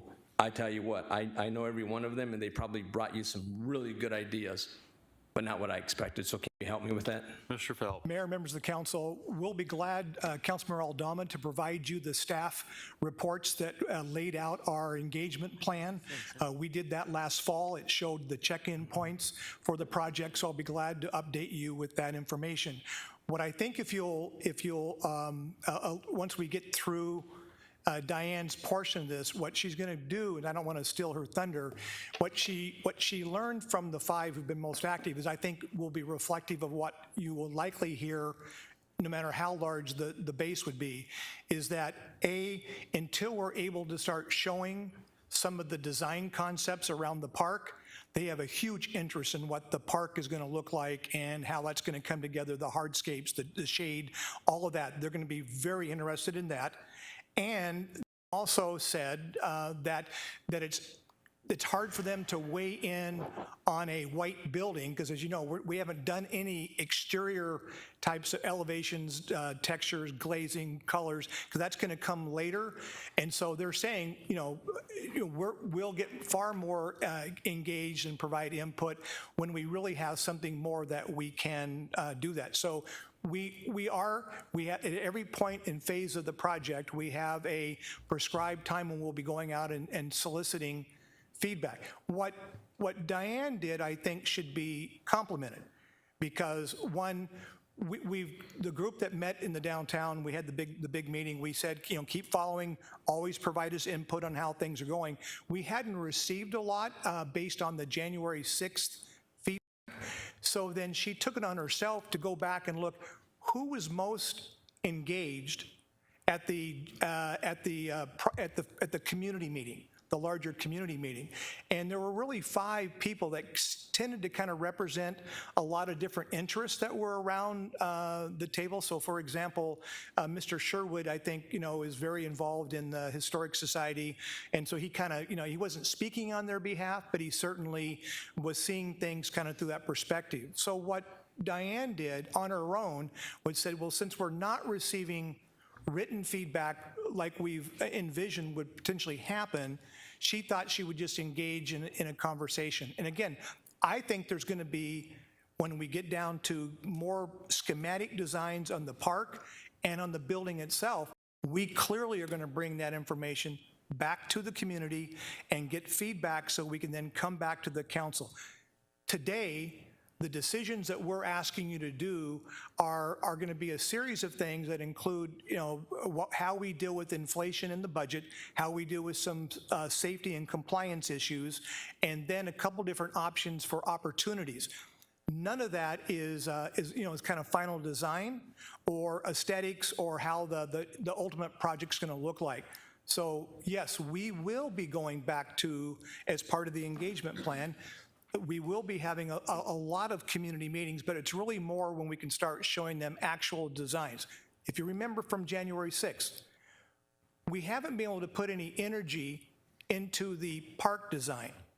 And the reason why is, depending on whether or not the council wants to relocate an amphitheater, or whether they want to change the ingress and egress of the building, all of that would impact a circulation plan for the park. So to have gone out and done a bunch of plans, not knowing yet where the council was kind of driving the, kind of the core design elements, we knew that we had to get those decisions done first.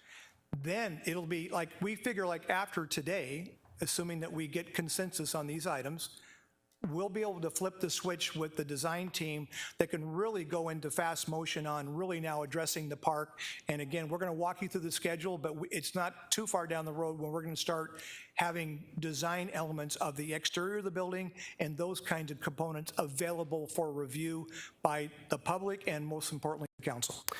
Mayor, thank you, Mr. Phelps. So let me ask the question.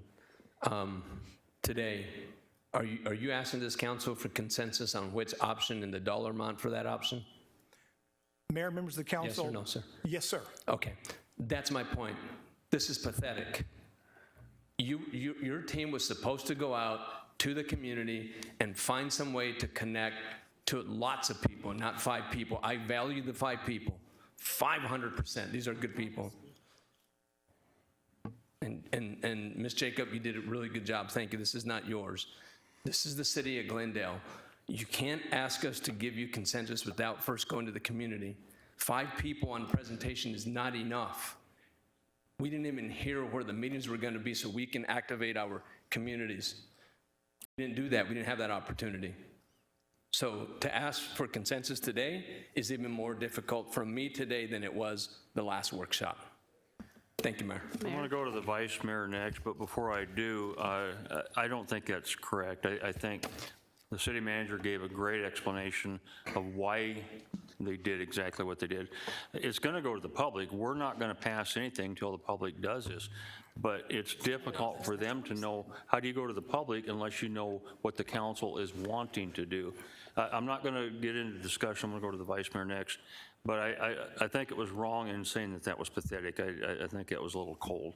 Vice Mayor. Thank you, Mayor. I agree with the mayor completely. I mean, this is getting out of hand. There's an old adage that the camel was created by committee. Well, it seems that some of us are hell-bent on creating a camel. And I have got to say, the 7 of us are elected officials. We are each elected by the people who reside within our districts. They, by electing us, put their full faith and confidence in the fact that we are making decisions in their best interest. If you feel that you don't know what their best interest is, then it's your responsibility to reach out to them, either through a poll or a town hall or a community forum or whatever floats your boat, to reach out to your constituents and find out from them what direction they want to take. But we are not even at that point. The only decision point we need today is to decide which of the 3 options we are going to pursue. We're not even to the design stage of anything, which is where you would expect some community involvement. But until staff and this design team knows what direction this council wants to pursue, they're hamstrung. They cannot move forward. They cannot present the ideas that the community and we would like to see. So as much as I value Councilmember Aldama's remarks, I think it is going to an extreme to expect to go to the public and weigh in on every single decision with regard to this issue. What the heck were we elected for to do, if not to make decisions in the best interest of our constituents? Mayor? And we know more in terms of what the budget can stand or not stand, where the dollars will be going, how this fits in the scheme of the city's budget, than any citizen out there, because we're privy to far more knowledge about that than any citizen, and we need to take that into consideration as well. Thank you, Mayor. Mayor. Tomachoff. Thank you, Mayor. That's similar to what I said about it. The decision actually ultimately comes down to us. But at the January 6th workshop, I asked, I'm looking right now, I can't even find the link for the survey on the city website. So, and I had asked somebody to send it to me so I could engage with my residents, have not received it, and I have engaged with the residents, but I didn't know I was supposed to direct them to somebody so they could be part of. 3 of the people, no offense to any of them, but 3 of the people are downtown residents. So obviously their perspective, this is a citywide, paid for by all the taxpayers, and I clearly brought up the idea that we needed to make sure we were getting input from all different parts of the city, not just downtown. This is a project for all of Glendale, not just downtown. But nobody made any, I don't know if anybody else was made aware that if we had residents that had been asking questions and weighing in on this, that we were supposed to direct them so they could be part of some meeting. And by the way, I was someplace where one of the meetings was conducted, and I believe that that person was afforded more one-on-one time than even I was afforded to give input on this project, because I was there when the meeting was happening. So, I think that the amount of money being spent is an important part of what the community wants to weigh in on, but I never received a link. I'm looking on the city's homepage and I see links for the normal links, and then solid waste, zoning ordinance rewrite, public comment on housing choice vouchers, proposed fee increase in short-term rentals. I don't even know where the link even is for that survey. I never got it. Thank you, Mayor. Okay, I do have a list of, I'm going as we go. Ray, you're next, and then City Manager, you're next. All right, thank you. Then you're Mayor. next. Some time ago, the city went out and did surveys, or actually had some community meetings. And I watched that main community meeting was held, and I got a lot of good information from the citizens. I felt like they had an opportunity to participate. They kind of told us what their vision of downtown was. And what I got out of that mostly was preserve our open space. That's the main thing I got out of that message. Preserve our open space. So now they're going to be asking, how are you going to preserve that open space? So now we're going to go back out and ask them, would you want to spend 70 million, or do you want to spend 90 million, or do you want to spend 100 million? Well, that's difficult for, I think, a citizen to answer. That's not what we're going to want them to answer right now.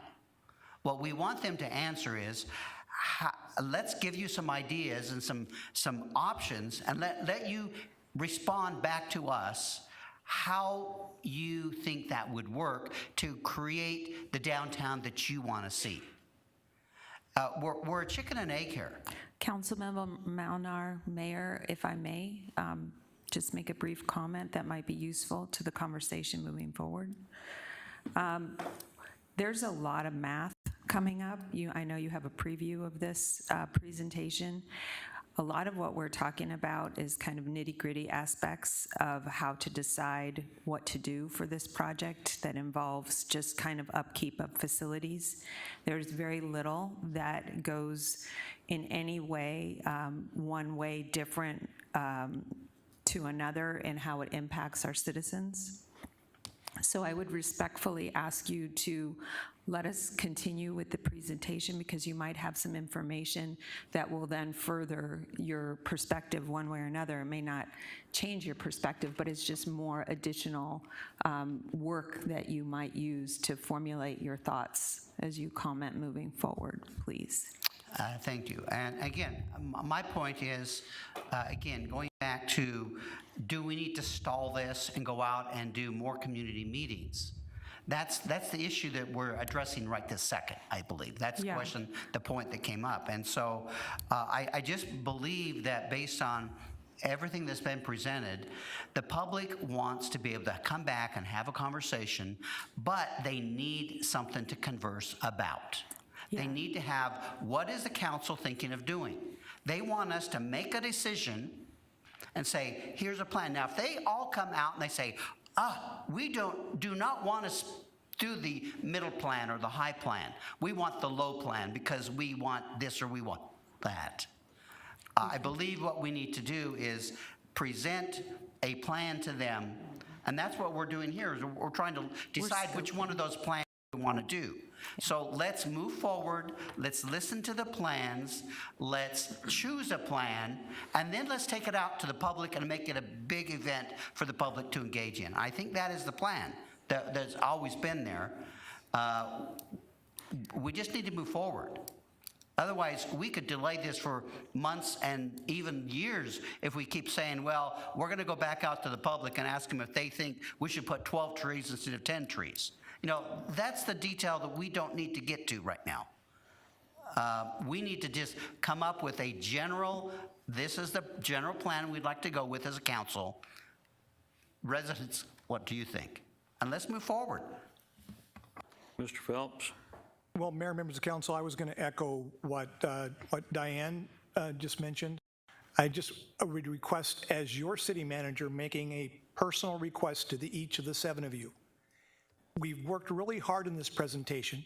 There are going to be elements for check-in for a lot of feedback at each step of the way.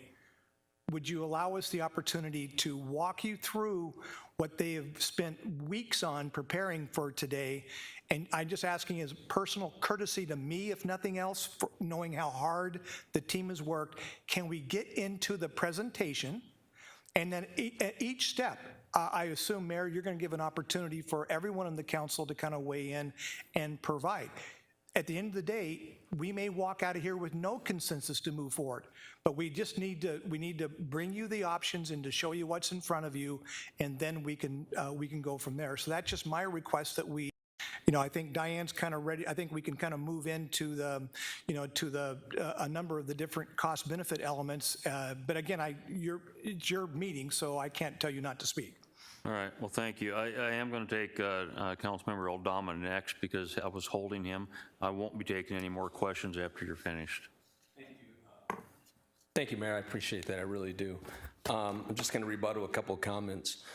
Here's why I'm so adamant about why we need to go back out to the community when we're proposing to spend $100 million or more, proposing to. Here's why. Because we can't have another Camelback Ranch. We can't have another arena. We are in debt over our ears for those two places because decisions were made without their input. This is why we can't do this. This is why we have to go back out. This is exactly why. And everybody in this council knows that Camelback Ranch is, nobody can fix that thing. Patient, please. And so when I said it's pathetic, 5 people is pathetic. And here's the thing, when Councilmember, Vice Mayor Clark, I'm sorry, mentioned that I should have gone out to my community. Well, probably should have, but the city manager and his staff said they were going to do that for us. So I would have, if I'd have known where the locations were, the logistics, we would have done that. This is the reason why we didn't. So once we give you an option of spending $85 million, but what financial option is there for the community to discuss other than anything within that option B? So I too believe that we should allow our guests to continue, but we can't have another Camelback Ranch and we can't have another arena debt. Thank you. Okay, you have the floor. All right, well, I will pass it along to my colleagues, and they will go through the cost and benefit analysis of each of the schemes.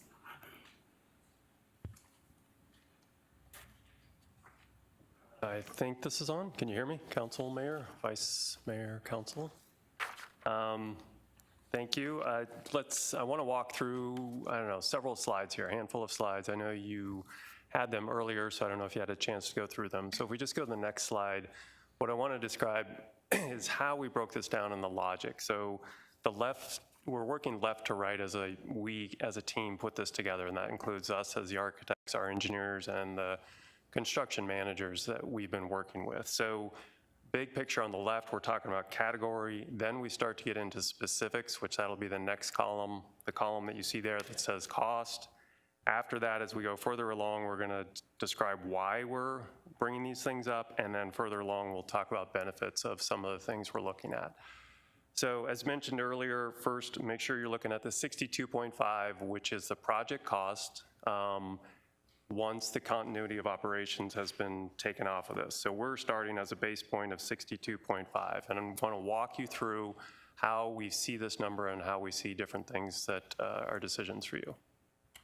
So first thing we need to do, again, going left to right, is inflation.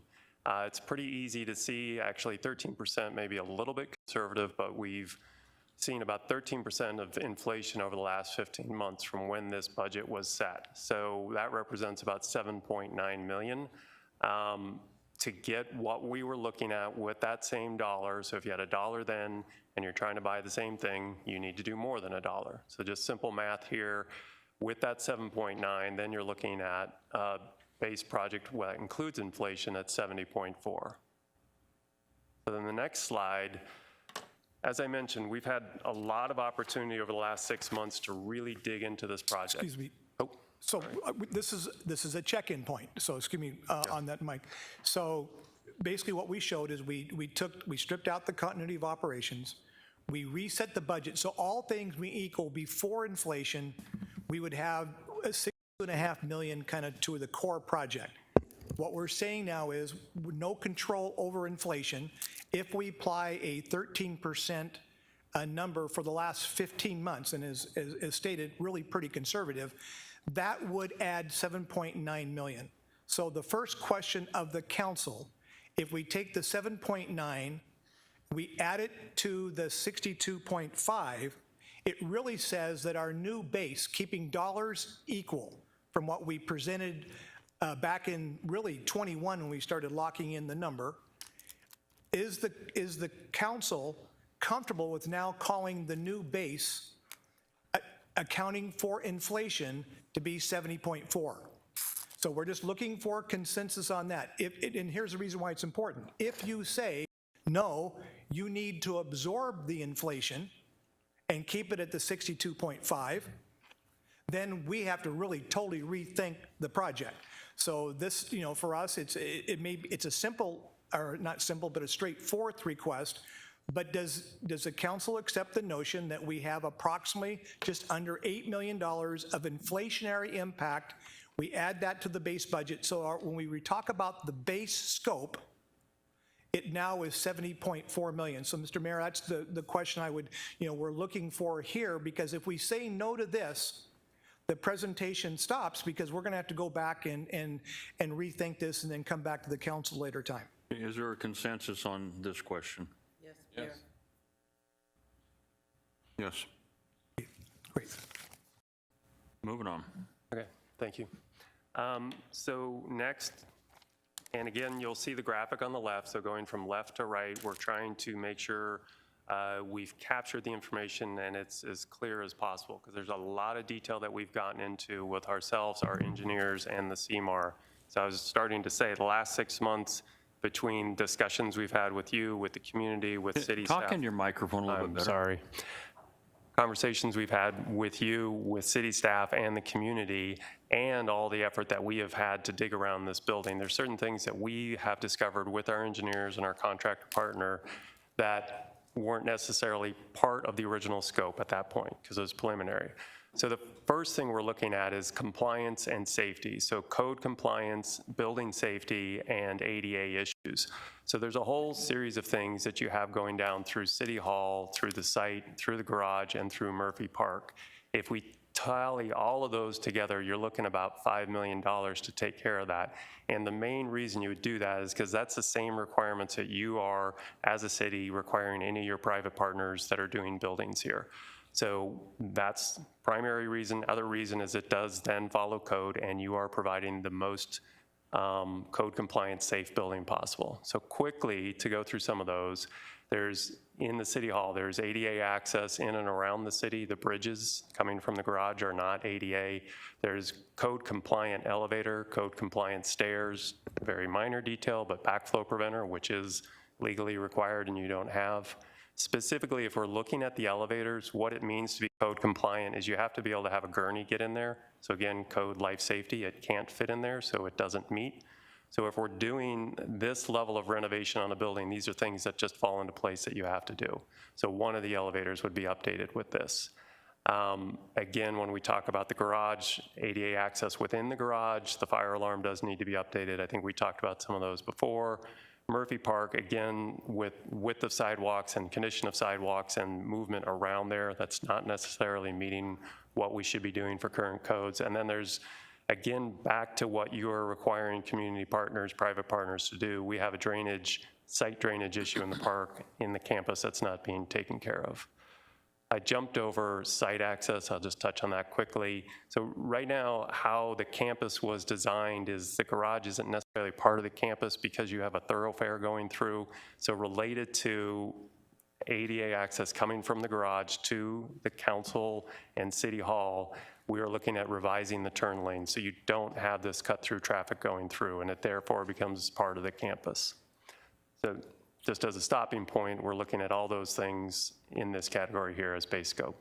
So again, couple thoughts, questions you might have is when we did the original scope of work with the Smith Group to kind of see whether we had a project, their scope of work didn't have a deep dive into issues of ADA and drainage and those things. So these are all things that the project team has learned through their scope of work that we now need to do. So this is not things that are optional.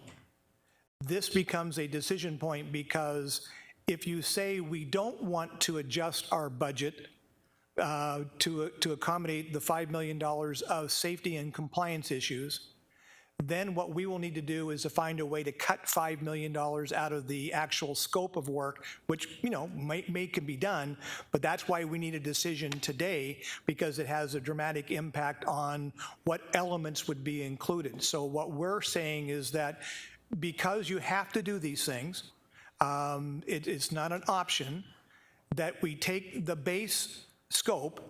We've added in you've acknowledged the impact of inflation, which none of you at the dais had any, control over. And now we're saying that really the base scope should reflect the required safety and compliance issues. It should reflect the impact of inflation on the original budget, which would then say that when we just talk about the base plan to deliver all the things within the RFP, that budget would be now $75.4 million. So this, Mr. Mayor, is when we're, again, would be open for discussion and questions from the council on these items. Mayor.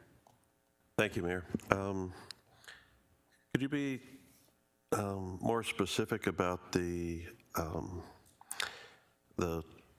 ADA access issues around Murphy Park? So sorry, Mayor, council members, Murphy Park, we go, in my mind, if I go back and forth, at some points Murphy Park is the entire site.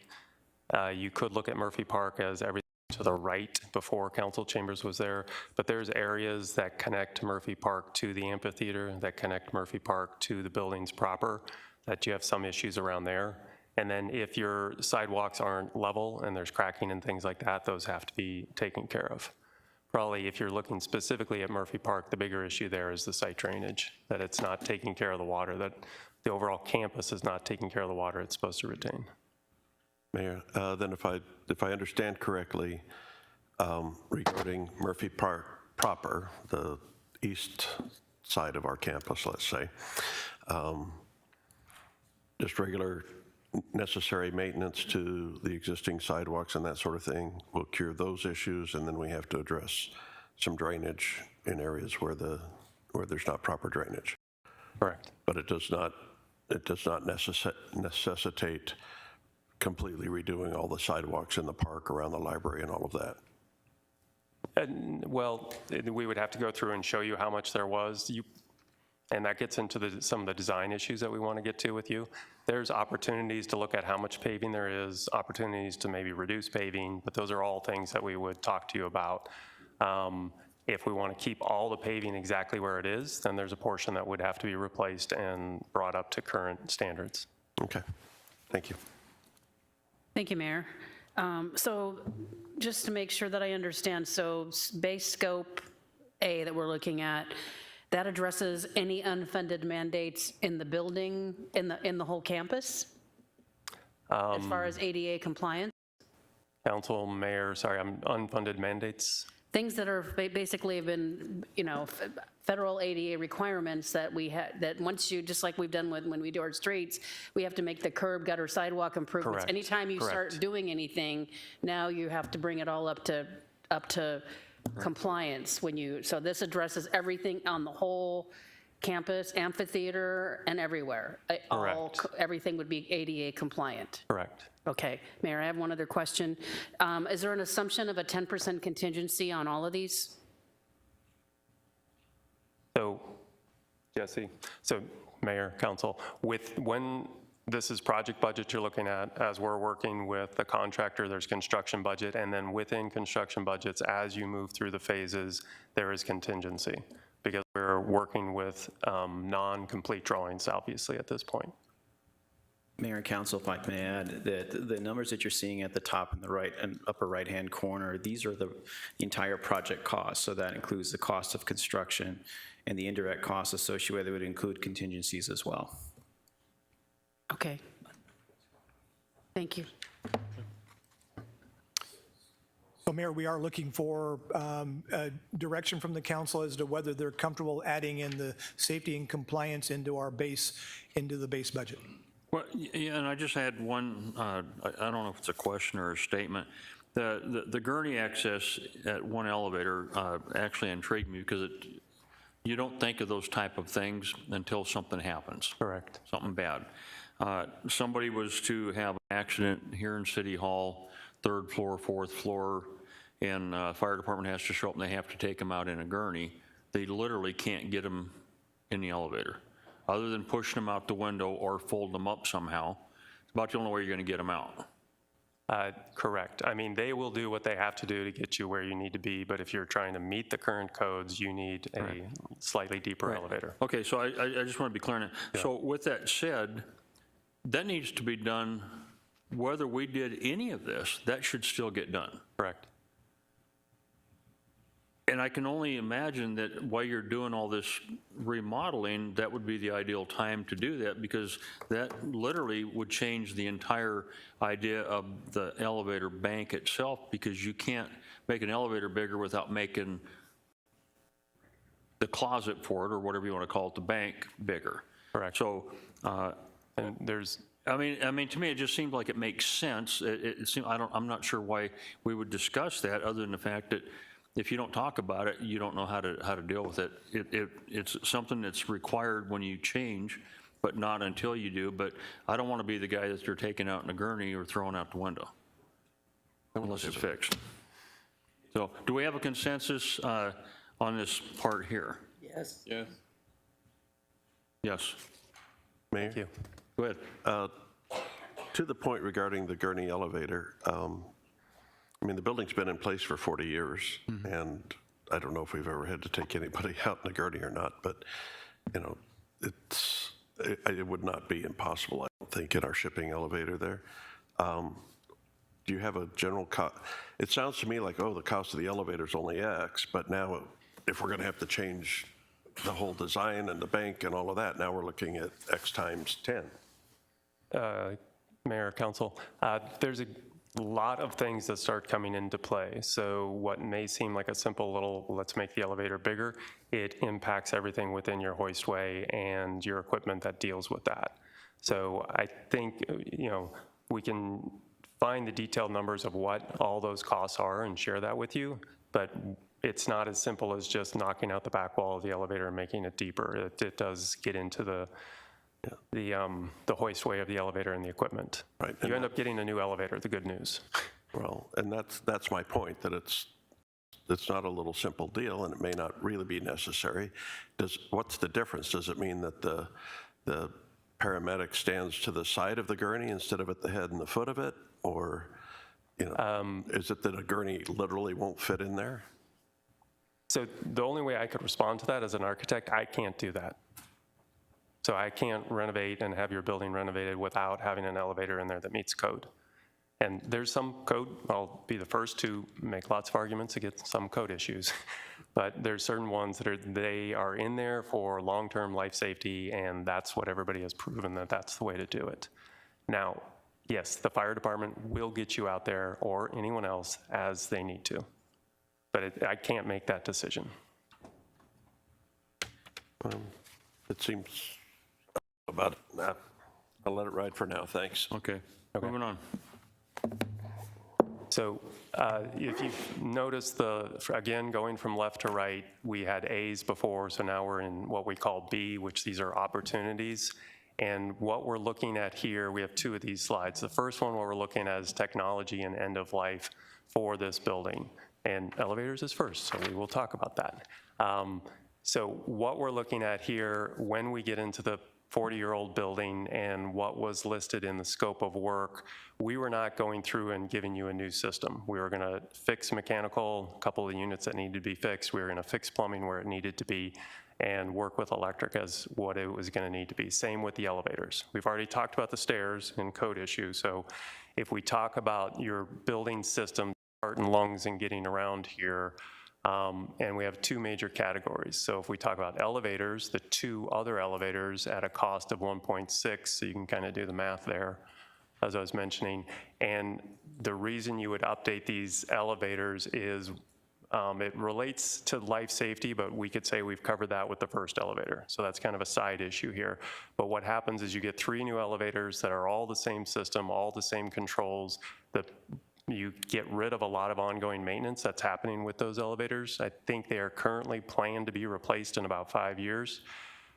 The other key thing that starts to happen is with these 3 elevators, you can have access control and security, so you if we get that far in the design, you may or may not have to have security personnel at each elevator lobby because you can key people in and they can only get off the elevator at certain points. So lots of reasons why you would do the elevator. There's the cost, and then the key things, if you are looking at doing this in 5 years, one or the other 2 elevators, so 3 total, to do it then, you are going to disrupt the building. You are going to close the building down. You would have to do 1 at a time because you need 2 operable, and then more cost in the future, more disruption in the future. So the first thing that we're looking at here is it makes sense to take care of it now, especially if we have to do the first one. So pause there for a second. The next big group is the heart and lungs, and we have it broken down between mechanical, plumbing, and electrical. Mechanical is the biggest one, and again, the base scope was just going to replace a couple of air handler units on the floor. So what we're looking at here is a new modern system that covers the entire building and has the ability to cover council chambers to backfeed this.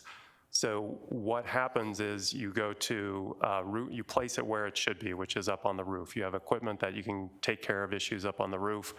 Your cost of maintenance goes down. There's critical savings with energy and water, and we have details on that. Your environmental controls are all of a sudden all taken care of. Your efficiencies taken care of. You currently don't have heat, which we'd have to add or fix at this point, so that would take care of that. A current thing that is happening with COVID and all that that's been the last 3 years is you don't have enough air exchange currently, so we have to up it. And then what a lot of people are doing currently is actually going a little bit higher. So if there is an event, you have the ability to flush your building at night. I think the community college districts, we're working with them, and that's something that they've been doing as related to the students and the faculty, that in the depth of the COVID issues, they could tell people that we are flushing our buildings and doing everything we can to make it as safe as possible. Once you do this, you have a warranty for a system because everything's replaced. So the 2 things, it's not $2 million of $2 million gallons per year.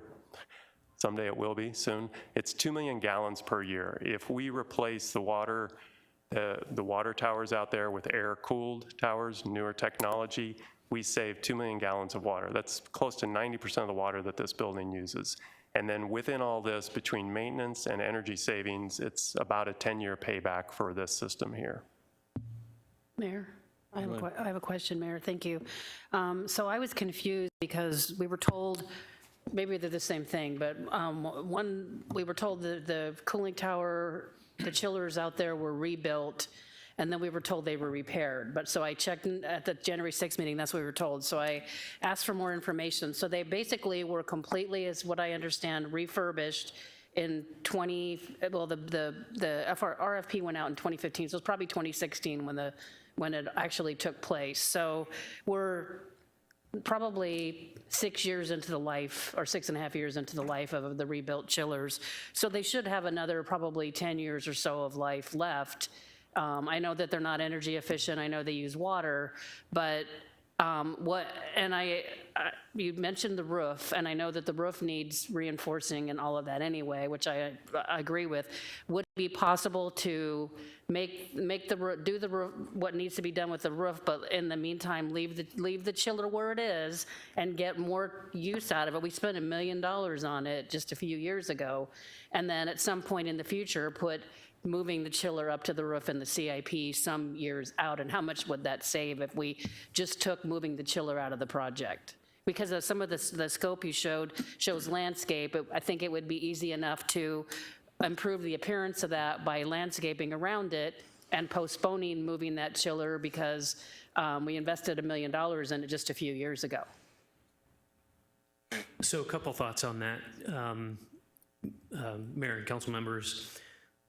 There's kind of a threefold argument for going to the newer technology. One, you'd have the energy savings and the water savings, which combined is about, and I can get the exact figures, but it's about $300,000 per year.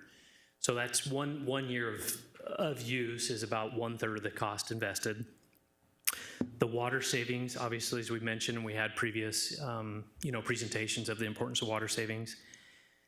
One thing that the current design doesn't have is heating. The new system would have heating element inherent with the new system.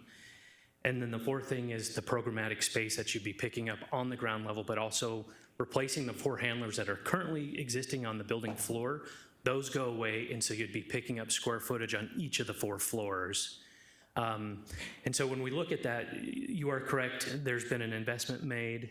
I believe the investment was made roughly 2016. Done with construction, we're close to 2025. We're about 10 years into that life of that reinvestment. But we're looking at this as we're going with a brand new building. With that brand new building has all of these added benefits. When we turn it over, it kind of resets the clock and allows that building all of those previous benefits that I mentioned. But as you can see, it will pay for itself in a very short amount of time. 2 questions real quick. That chiller system that's out on Glendale Avenue, is that the same system that cools this that we're sitting in currently right now?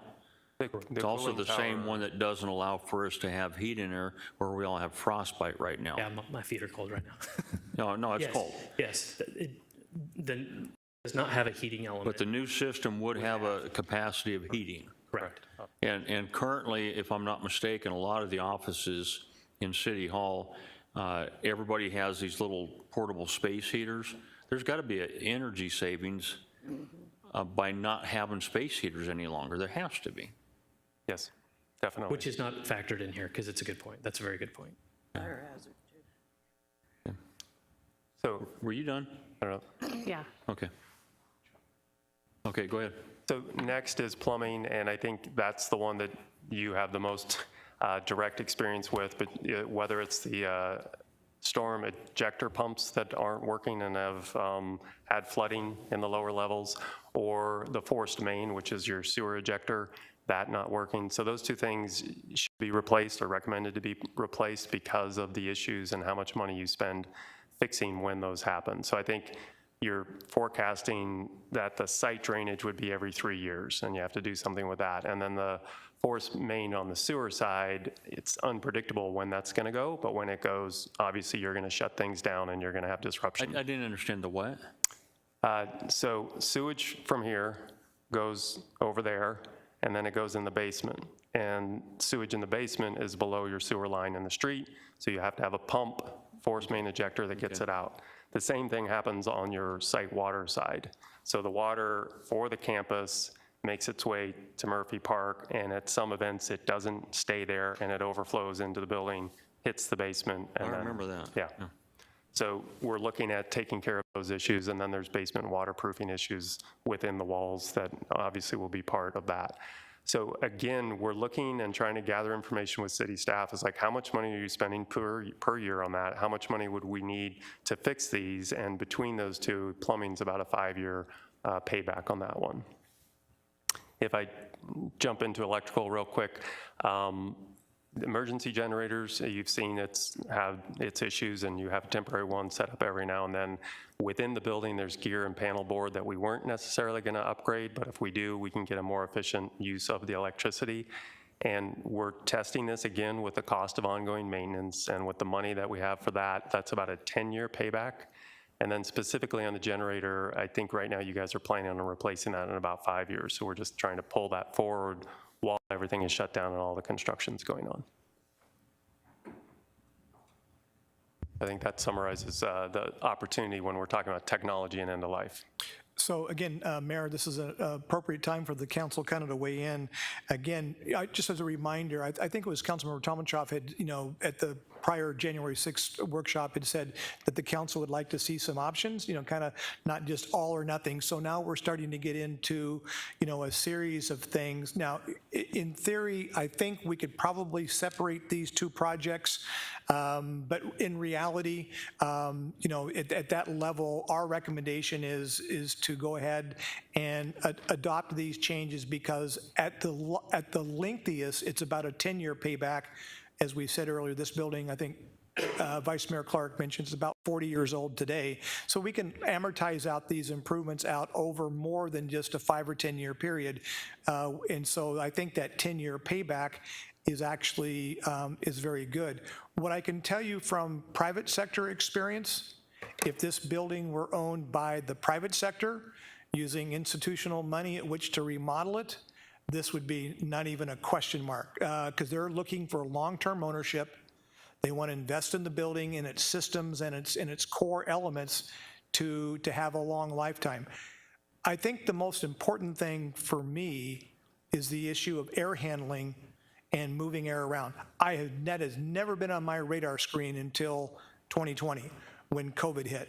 And I think it's the reality of what we're dealing with now. It's hard to put a quantifiable value on reducing missed days due to airborne illnesses and viruses and influenza and those kind of things, but a modern HVAC system designed from the ground up to be able to exchange air in and out, to me is a great value statement back to our employees in terms of us wanting to make sure they're working in an environment that is clean. If you recall, not too long ago, we were discussing issues of the poor air quality for our prosecuting division in the city attorney's office. If you recall, that's what really drove us moving to the sign building. So I just think this is a good opportunity to really adopt a modern system that can move the air and heat. And yes, Mayor, my space heater has been on pretty nonstop the last 2 weeks. It's just not an efficient way to do it, and quite frankly, we want to discourage space heaters. They're not very sustainable environmentally, and they typically are one of the highest fire issues that you'd find in a building. So at this point, Mr. Mayor, would look for a discussion with the council and at some point some kind of direction on whether one, two, or all of these or none of these should be included in the project. All right, well, I don't have a space heater, and the fire chief won't let me use a barbecue in my office. Okay. So I don't know how to pose the question. I'll start with. Is there There's a couple more pages, so just specifically on this one. Oh, go ahead. Yeah, so there's 2 more pages that we can go through, but specifically on this one, if we're talking about elevators and your building systems, your heart, lungs, all that stuff, that's what we're looking for consensus at this point, I think is what Kevin's saying. Okay. Mayor, the reason we broke it down this way is because, again, the council had given direction to try to put a cost benefit on these. So on this particular package of items, they did the work to show you the actual cost benefit of making the additional investment. The items on the next page may have some operational benefits, may have some aesthetic benefits, but they're not really the type where we can say that if you invest X, it'll have a payback in Y. But so that's why we kind of broke it down. We'll give you an opportunity to talk about the items as well, but we're just looking for consensus as to whether or not we should be including these items in the budget. Mayor, can I? So you're just talking about slide 16, not slide 17. Councilmember Tolmachoff, that's correct. Okay, thank you. So is there consensus? Yes, sir. Yes. Yes. Yes, okay. And I don't have numbers on my slide, so I'm guessing you're looking at the second B, opportunities. Yeah, second B. So on this one, you should see all the color of the circles, everything's colored in. So again, we're trying to break this apart into incremental pieces, and when the city manager says that there's opportunity for selection or different choices or that, this represents that level. So we've gone through and looked at the numbers and tried to identify specific things and their value, and then from there you guys can make some decisions. And all of this, if we're talking about opportunity, it relates to program. Would you hold a second? Yes, sorry. The Vice Mayor's got a question. I'm really confused, so I need some clarification. Yes. We're on this page. Yeah, I know we are. Does the 8.27 cover both the work on both these pages? No. So that's what I need clarified. Yeah, so previous page, if we go back one page, I think this is slide 16, I don't have them numbered, but on this slide, everything you've seen up to this point is 82.7. Okay. And we did the holistic number here because from our perspective, it didn't make sense to break things out. Okay. The next slide is where you can add to. Add this, that's more money. Yes, so 82.7, and then if you select A, B, C, D, E, I don't know how many we have. Okay. So I can walk through these quickly just so you have some perspective on them. And we broke them apart between City Hall, Murphy Park, council chambers, and the garage. City Hall, when we talk, really we want to talk about improving the work environment, improving communication, and improving flexibility for how we lay things out. And the two things that drive that from our perspective, and it's 1.1 million, is light wells and communicating stairs, which we talked a little bit about last time. If you look at light wells, you have a significant amount of your square footage in your building in the lower levels. Anything and everything we can do to get more light into the basement and sub-basement will make those more appropriate for whatever type of program elements we put in there. Right now you have staff in the B1, I don't know about B, I can't remember B2, sorry. So we want to get light down there so those spaces are more conducive for work environments. When we talk about communicating stairs, instead of just having one floor that a department could be on, they could be on 2 floors. You have this idea that you can move back and forth. You don't have to go to the exit stair. It's about communication and it's about flexibility. The other way you're gonna see that is if you come in on the first floor, what we're imagining is you're gonna check in, one-stop shop. Some people are gonna say, I wanna go get a building permit. Some people are gonna have other things. There's an open stair in front of you that allows the citizens to get up to that second level where or to the lower level where there will be a lot of services for them. So that's what communicating stairs means on that level. To be clear, that would be the basement level, level 1 and level 2 would have interconnectability? So with this, we have 6 floors in the building and we're looking at doing 3 communicating stairs. So we can knit 2 floors together at a time. So we'll put those wherever it makes sense once we get into there. All right. Yes.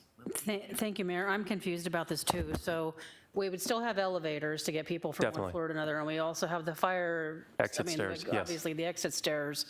So this is just basically, I'm not sure I understand the reason for this. Maybe I missed. I mean, people can still get between floors. I mean.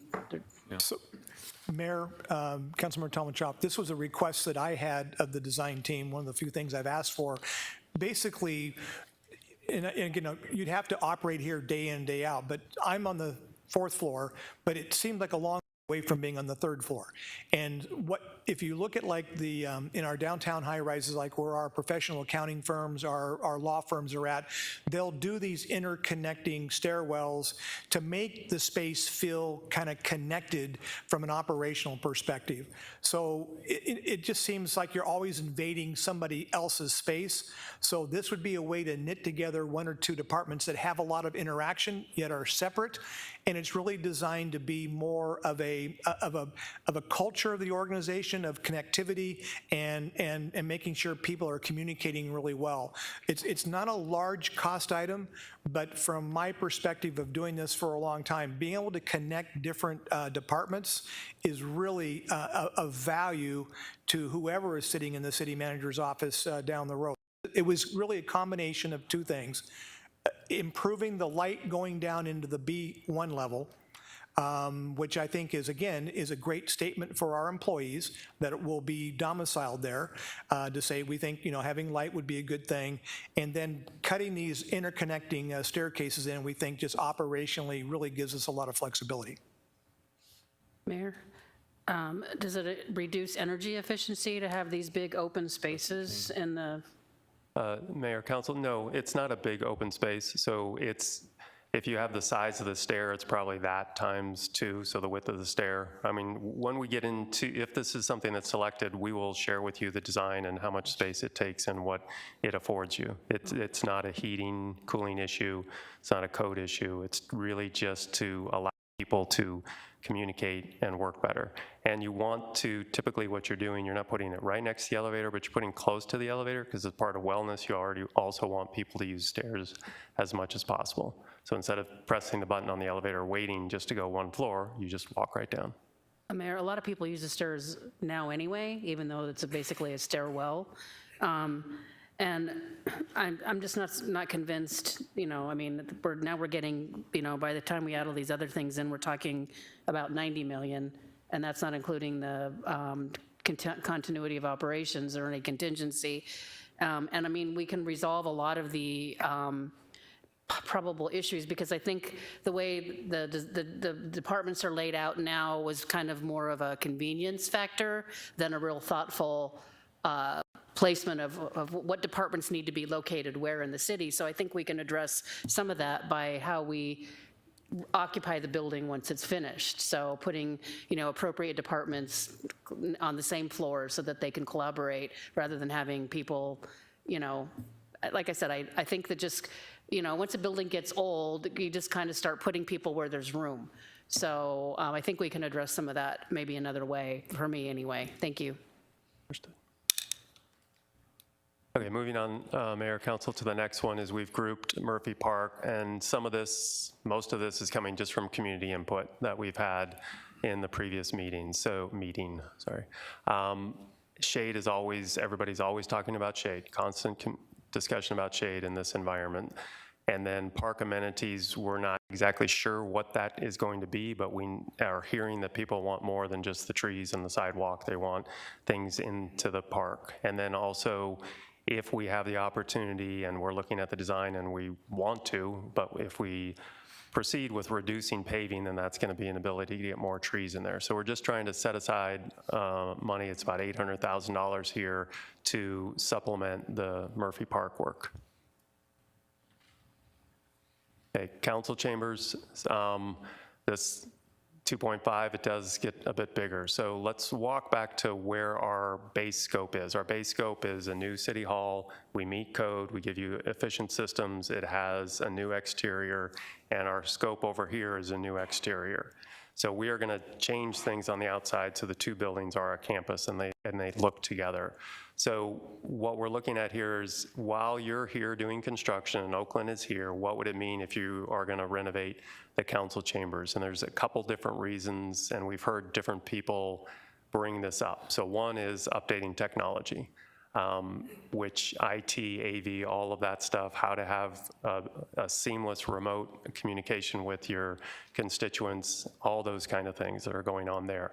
The next is to update your MEP systems. So the building over there, brand new MEP, and there's going to be a water line, an electric line, and a mechanical line that come to this building and plug into older systems. So your heat here is what's going on here, because there's no scope of work that we're doing in here right now. So you have technology, you have the heart and lungs, and then some of the things that we have heard, and specifically to the size of your chamber here, you're about 300 people. That's definitely more than almost any other city in the valley. Most are about 150.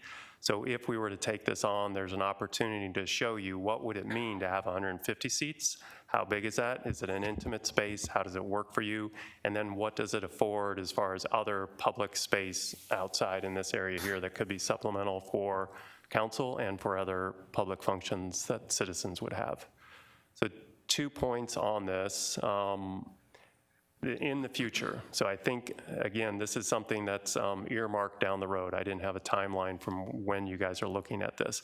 If you do it later, it will cost more money, because money and inflation. The other thing is you are going to shut down the building again. You guys will be off-site while that happens, and it's probably 14, 15, 16 months of construction. So there's an opportunity to look at and do that now and avoid that disruption later. Go ahead. Okay, I have a question. You cite a figure of, I think, what is it, 2.5 to update council chambers. What you also offer in the aspirational, the opportunity to move council chambers to the main building. What would that cost in comparison to the 2.5 to renovate this chamber? What are the two costs? Yeah, Mayor, Council, we're kind of mixing two different things, and we can get you detailed information on that. I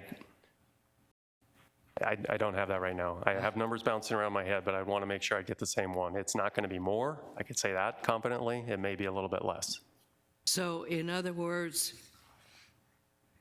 hypothetically, for the same amount of money, instead of renovating this, we could create a new space in the main city hall building for chambers. So what happens, and again, if we could hold that for 1 second, because I can maybe walk that through on the next slide. Okay. Because it's a domino of other things. Okay. You save here, you spend here. I know it involves the fifth floor, but Okay, yes. so, and I know there's a cost involved on the fifth Yes. floor, but I'm also going to advocate for the 5th floor. So are we ready to go ahead and move to C? Quickly, to talk about the garage skin. Skin is kind of not maybe necessarily the best, but what we are looking at here is how, we've talked about the turn lane and the cut-through traffic, but now let's look at the garage and look at how it faces the west portion of town. And how do we extend the park or the image of the park or the brand of the park and the council chambers and City Hall all the way to the other side of the garage. So this would involve things related to landscaping, to some wayfinding, some architectural elements around there, some lighting. So that truly would feel like if you were walking the entire loop of the campus, that you would walk that and be comfortable on this side of the sidewalk. Obviously, development on the other side of the sidewalk is not there in all the locations, but we're trying to, this is the opportunity to make sure if you're coming from the West Valley, this would be the first thing you see, and it's going to start to introduce you to the downtown campus. So, question, so would the fascia, would you put a fascia on it that would match? Okay, shaking his head, yes. Okay. Yes. So it all looks like one place instead of two separate places? Yes, and the other two key things is lighting. So one, the fascia, the elevation, that's very good and helpful when you're looking at it. We want to make it as comfortable as possible when you're walking on that sidewalk. So that's lighting, that's shading, and then if the fascia does something to provide shade, that's even a benefit from there. Yeah. So Mayor? Yes. So this is now, I think, the appropriate time for check-in. Just a couple notes. Again, you could not move forward on any of them. You could do any combination of the four. One thing, just want to remind you that in our current council-adopted CIP, there is $4.1 million anticipated.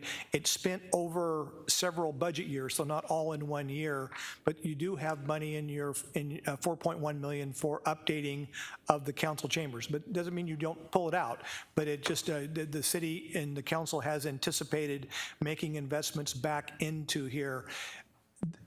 So there's a couple thoughts just to kind of not to give too many more additional options. On the council chamber, because we really haven't, our scope of work with our architect did not include design elements for what that would look like. So one thought would be is we could come back with a small scope of work to start working on the design process, show the council what that would look like, because there may be options there, and the council would still have options to add the project in, in 4 months and 5 months. We think we could still find a way to do the council project with you having more information. So it doesn't have to be all or nothing.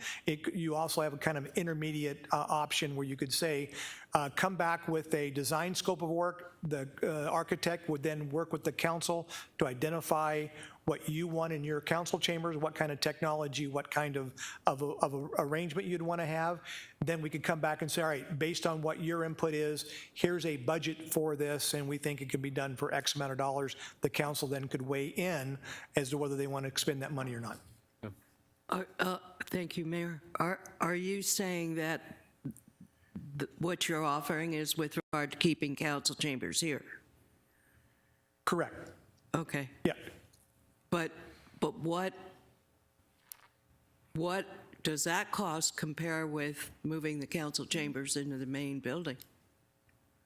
I don't have any information to make that kind of decision, other than I know that the 5th floor would have to be built out, and that would be a cost, but there's no cost associated with if council chambers were moved into the main building.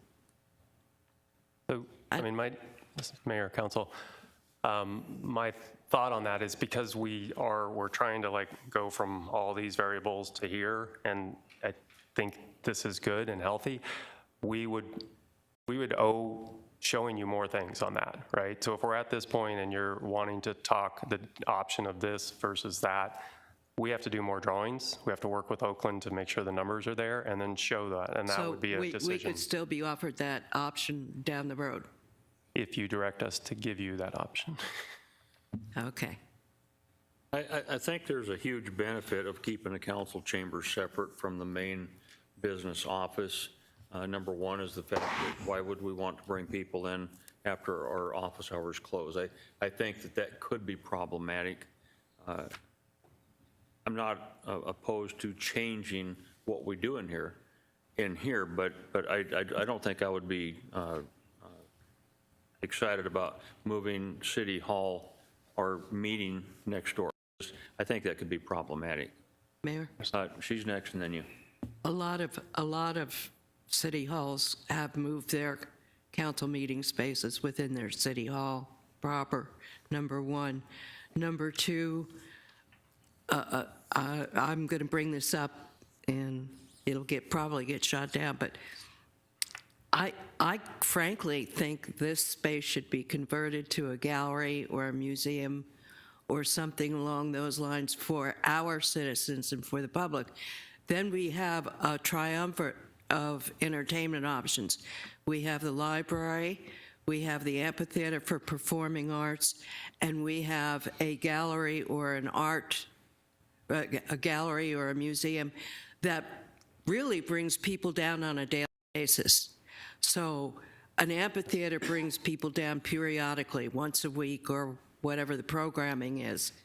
But you would have a library and you would have a museum or an art gallery that would bring people down on a daily basis.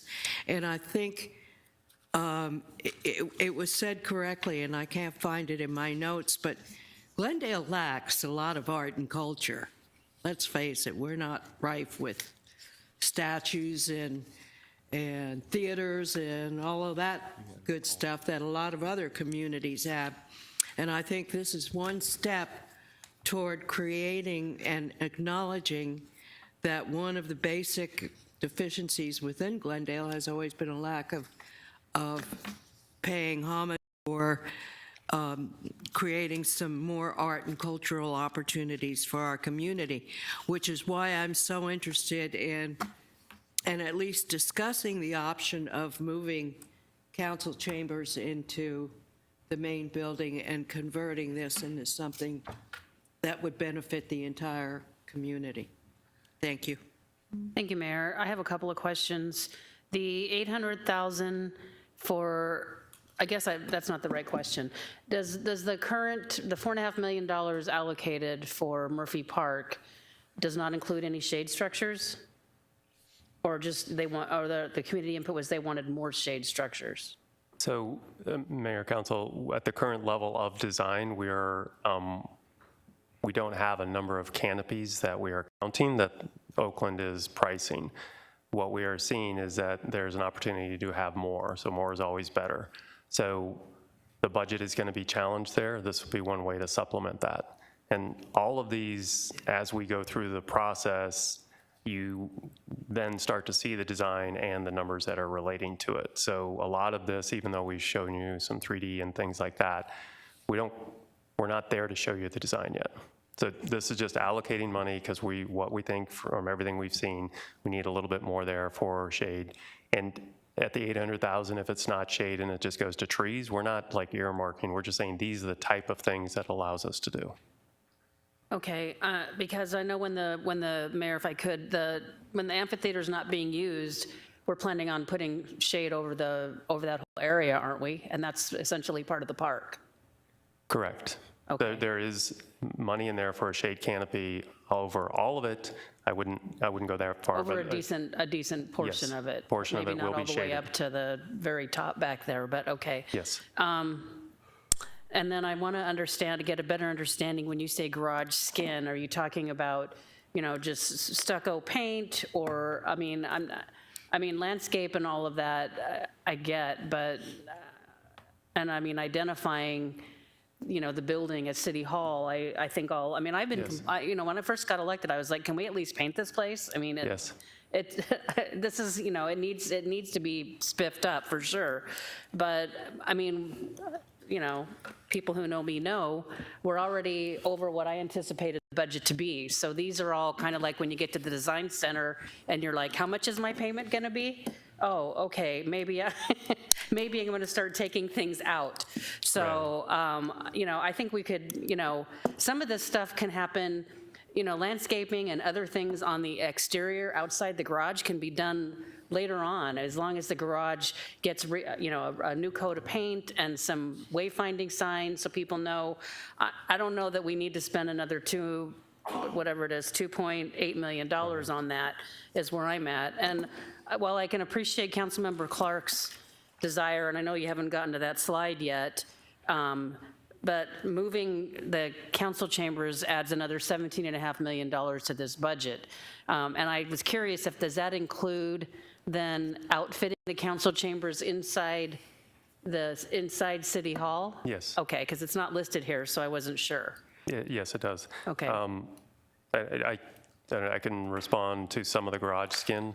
I mean, it's again, hard to show exactly what the 2.8 is. We're working with Oakland to have the best guest. In my mind, if it's 2.8, 2.5, 2, we're going to work to be stewards of the money to keep it as economical as possible, but to get the goals that you guys want. In my mind, if we could do all of that with landscape and just painting the concrete that's there, and the landscape is what you see, that would be awesome. But until we get into the design, that's stuff we need to work with you guys on.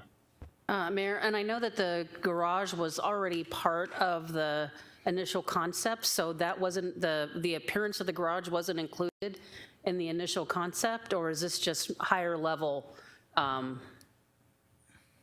So part of base scope would include paint and potentially sprucing up the elevation on one side. That 2.8 would spruce it up to a higher level than paint, and on potentially 3 sides. Again, going back, it creates the campus feel. In a previous presentation, we heard, curb appeal. It basically is showing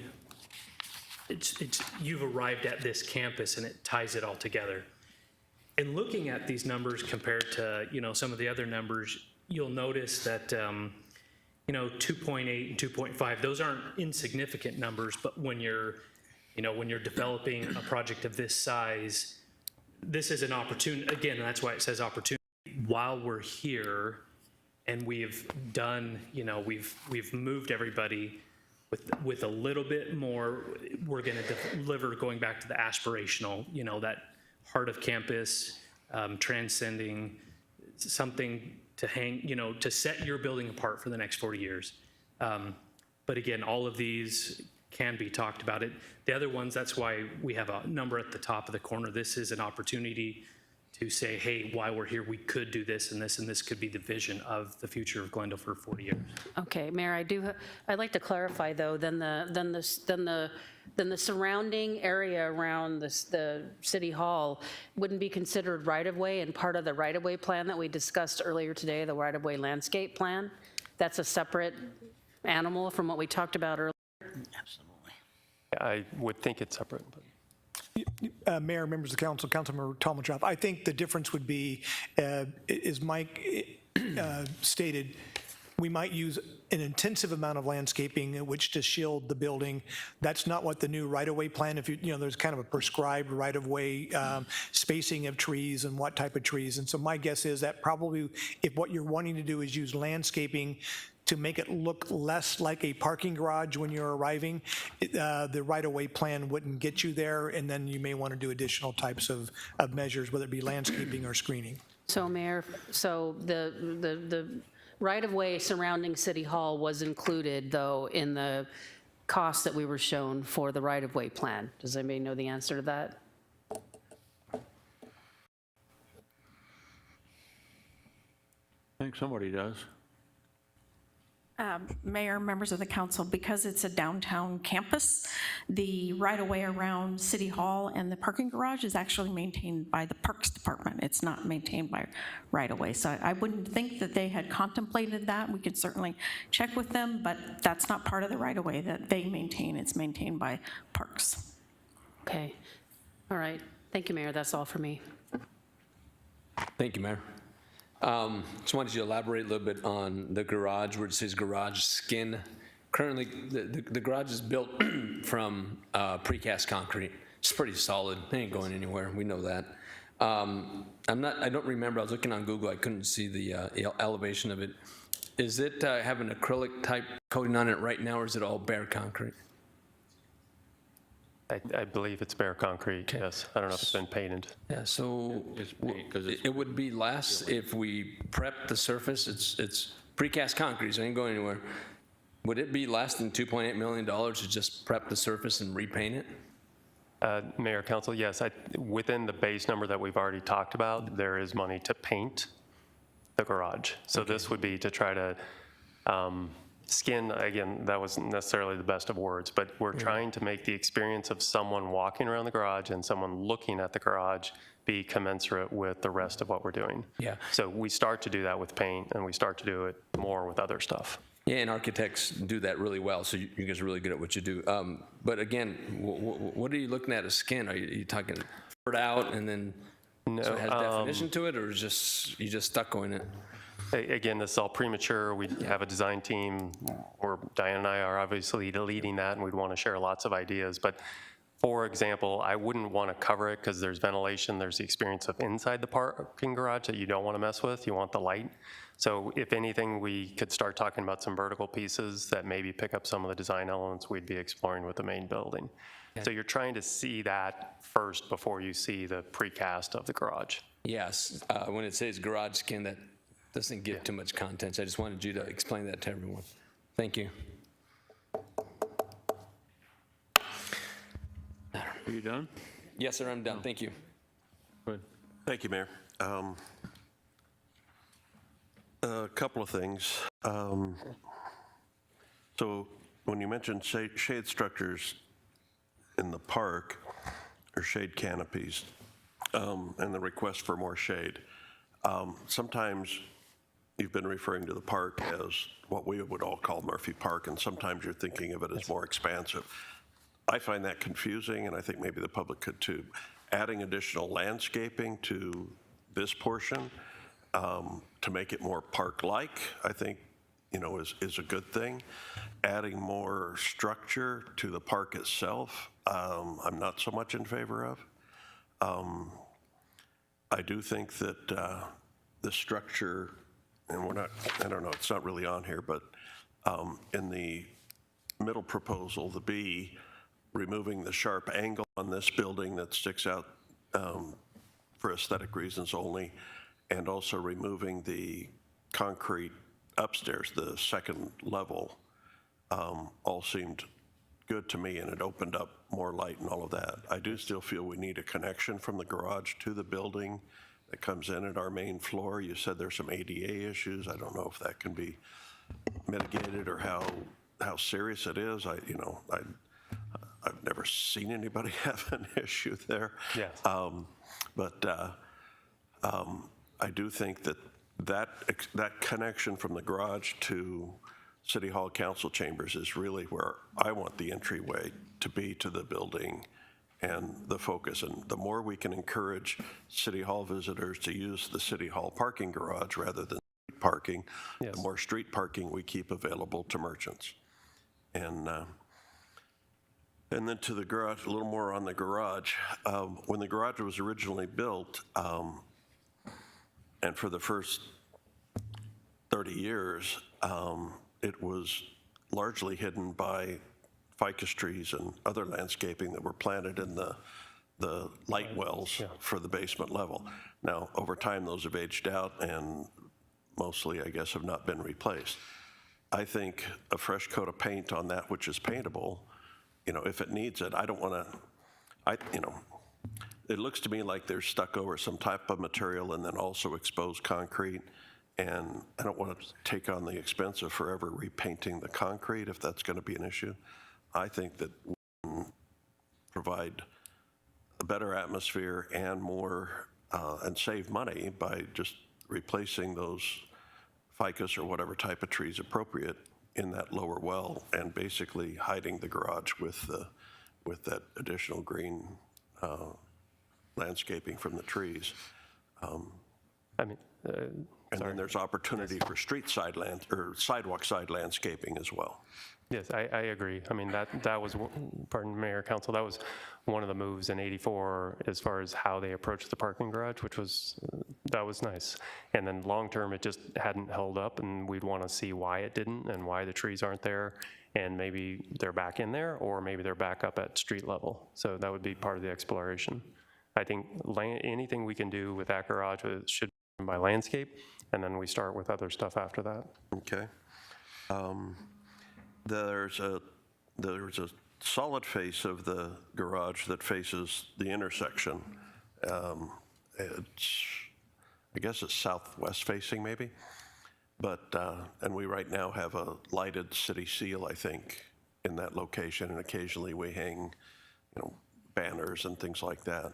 But I think that wall there presents a great opportunity for communicating with passersby and for identifying, you've arrived in essence, welcome to downtown Glendale. Yes. And then maybe some changing message board or reader board or something, that can inform them about, what's going on tonight, what's coming up in the near future, and, we can play videos of city council meetings, whatever the public might want, that would certainly stop traffic.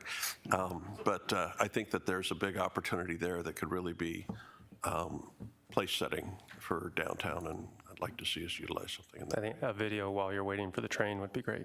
Yeah. Or a video of the train. The number to call if waiting for the train is bothering you. Mr. Milner. Thank you, Mayor. Just on this proposal, the discussion regarding council chambers, the city manager mentioned that we already have money in future budget to do some renovation. Is that correct? I know for the benefit of the public, I know that there's been some systematic problems with these chambers as far as the technology and whatnot. And so I think it'd be a benefit for the public to have us move forward with something for the chamber now. I mean, we do have it budgeted for future years, but we could, as has been stated by our architect folks, taking advantage of doing something now probably will save money, will get us into a better situation quicker, and the same thing goes with the garage. I really am in support of this downtown project, and I want it to be an experience for our residents. When they come into downtown, I don't want them to walk into a garage that hasn't been updated and doesn't have the look that the rest of the council chamber or the main building or the park would look like. And so I think it behooves us to really consider seriously making this a holistic project, where when somebody comes into downtown, whether it's for a concert, whether it's for a restaurant, dining, or to come into the council or into the city offices, that it's an experience that's enjoyable, it's pleasant to the eyes overall, and it makes a person feel proud that they are a resident of the city of Glendale. And I think that's the kind of thing that we need to try to strive for here. And so with that, I think going with some of these options would be appropriate at this time. Thank you, Mayor. I have a quick question, then I'm going to go to council member to my left. It was said that if we do the HVAC and all of these things, that there's 3 or 4 different things that's going to be cost savings in the future. Elevators was one of them. Does anybody have an idea of the cost savings, say in the next 10 years, that we'd realize if we did everything up to this point? Anybody? We have some information that we can share more detail, Mayor, of the previous slide. So what we've done when we've been working with staff here is when you see that 5.7 million, which is mechanical, plumbing, electrical, and then on the right side we say 10, 5, and 10 as far as payback. So the numbers that we have found with staff as far as your maintenance cost, ongoing repairs, then the money you would save on energy bills, that represents 5.7 after 10 years. So that's this slide here. The next slide, we can't show that if you do council renovation, you Okay, save. but yeah, I want to go to just what we talked about. What about the elevators? We know we're going to have to be doing those 5 years from now. What would be the cost savings? Your major cost savings is going to be the disruption to you, which you can't put a cost dollar on, right? Because staff now has issues. But if inflation is 5%, and you wait 5 years, that's your cost. That wasn't my question. You had said that in 5 years, we're going to have to replace those elevators. Currently on plans, in 5 years, those are to be replaced. So Right, so what is that cost of 5 years from now, what it would cost us? more than 1.6, we can get you a number, but the reasons it's more than 1.6 is it's a standalone project. You have to do one at a time. You have to be surgically within an occupied building, and you have to work around people that want to No, use. that's fine, but it's 1.6 for the three of them. No, 0.7 was a previous, that's in code. So we split the elevators. One is a code issue, new elevator, and then you have 2 elevators here. Sorry. Yeah. That's making sense. I'm not asking this. So you know what I'm asking? Yeah, I believe, to kind of go back. If we weren't doing any of this, Yeah. what would it cost us 5 years to replace those elevators? So right now, to do 3, you're roughly, Three. no, you're about 2.5. So it would be 2.5 million times what the future cost would be. So let's just say it's 10%. Let's say it's 10% higher for inflation. So now you're 2.75 plus the cost to take down your building, whatever that cost is, to have a general contractor remobilize. So I would have to run the numbers, but you're probably 20% cheaper doing it now versus later by the time you factor yeah, and I wasn't even expecting that, but your numbers are higher than what I was thinking. But I guess what I'm saying is, if we approve this up to this point, we're looking at almost 90 million, but you're looking at in 10 years saving 9 million, which is 10%, right off the bat. So that puts us back down to about 80 million, but we get to save the cost savings with our air conditioning and our heating and all those other things. Am I right? Well, I think that certainly one way that you can look at this is to kind of raid from the old commercial, who are old enough to remember that you can pay me now or you can pay me later. What I would say, a lot of these are, it's why we really framed them, Mayor, as opportunities, is because nothing says you can't delay some of those things. But with that, individual standalone projects, I think this is kind of what Jesse was saying, you're going to already pay more going through the permitting for just that project, and then separate electrical that maybe you didn't anticipate when you redid the rest of the building. So yeah, I think the 2 things I would consider, what are the costs you're going to have to incur anyway, and then something we've talked a lot about on the design team, if we, for example, delay updating of the council, when public comes and visits City Hall, they're going to see all the new design elements, the style of architecture, and then they're going to walk into here and they're going to see the original tile, the original wallpaper, the original lighting fixtures. And for us, we kind of felt like to get this far in the project and then make it look like you remodeled your entire house except for a powder room and a bedroom, just, probably from our perspective, we would be hard pressed to recommend that. But we're taking notes on all this, and we can certainly come back and try to give you some additional information.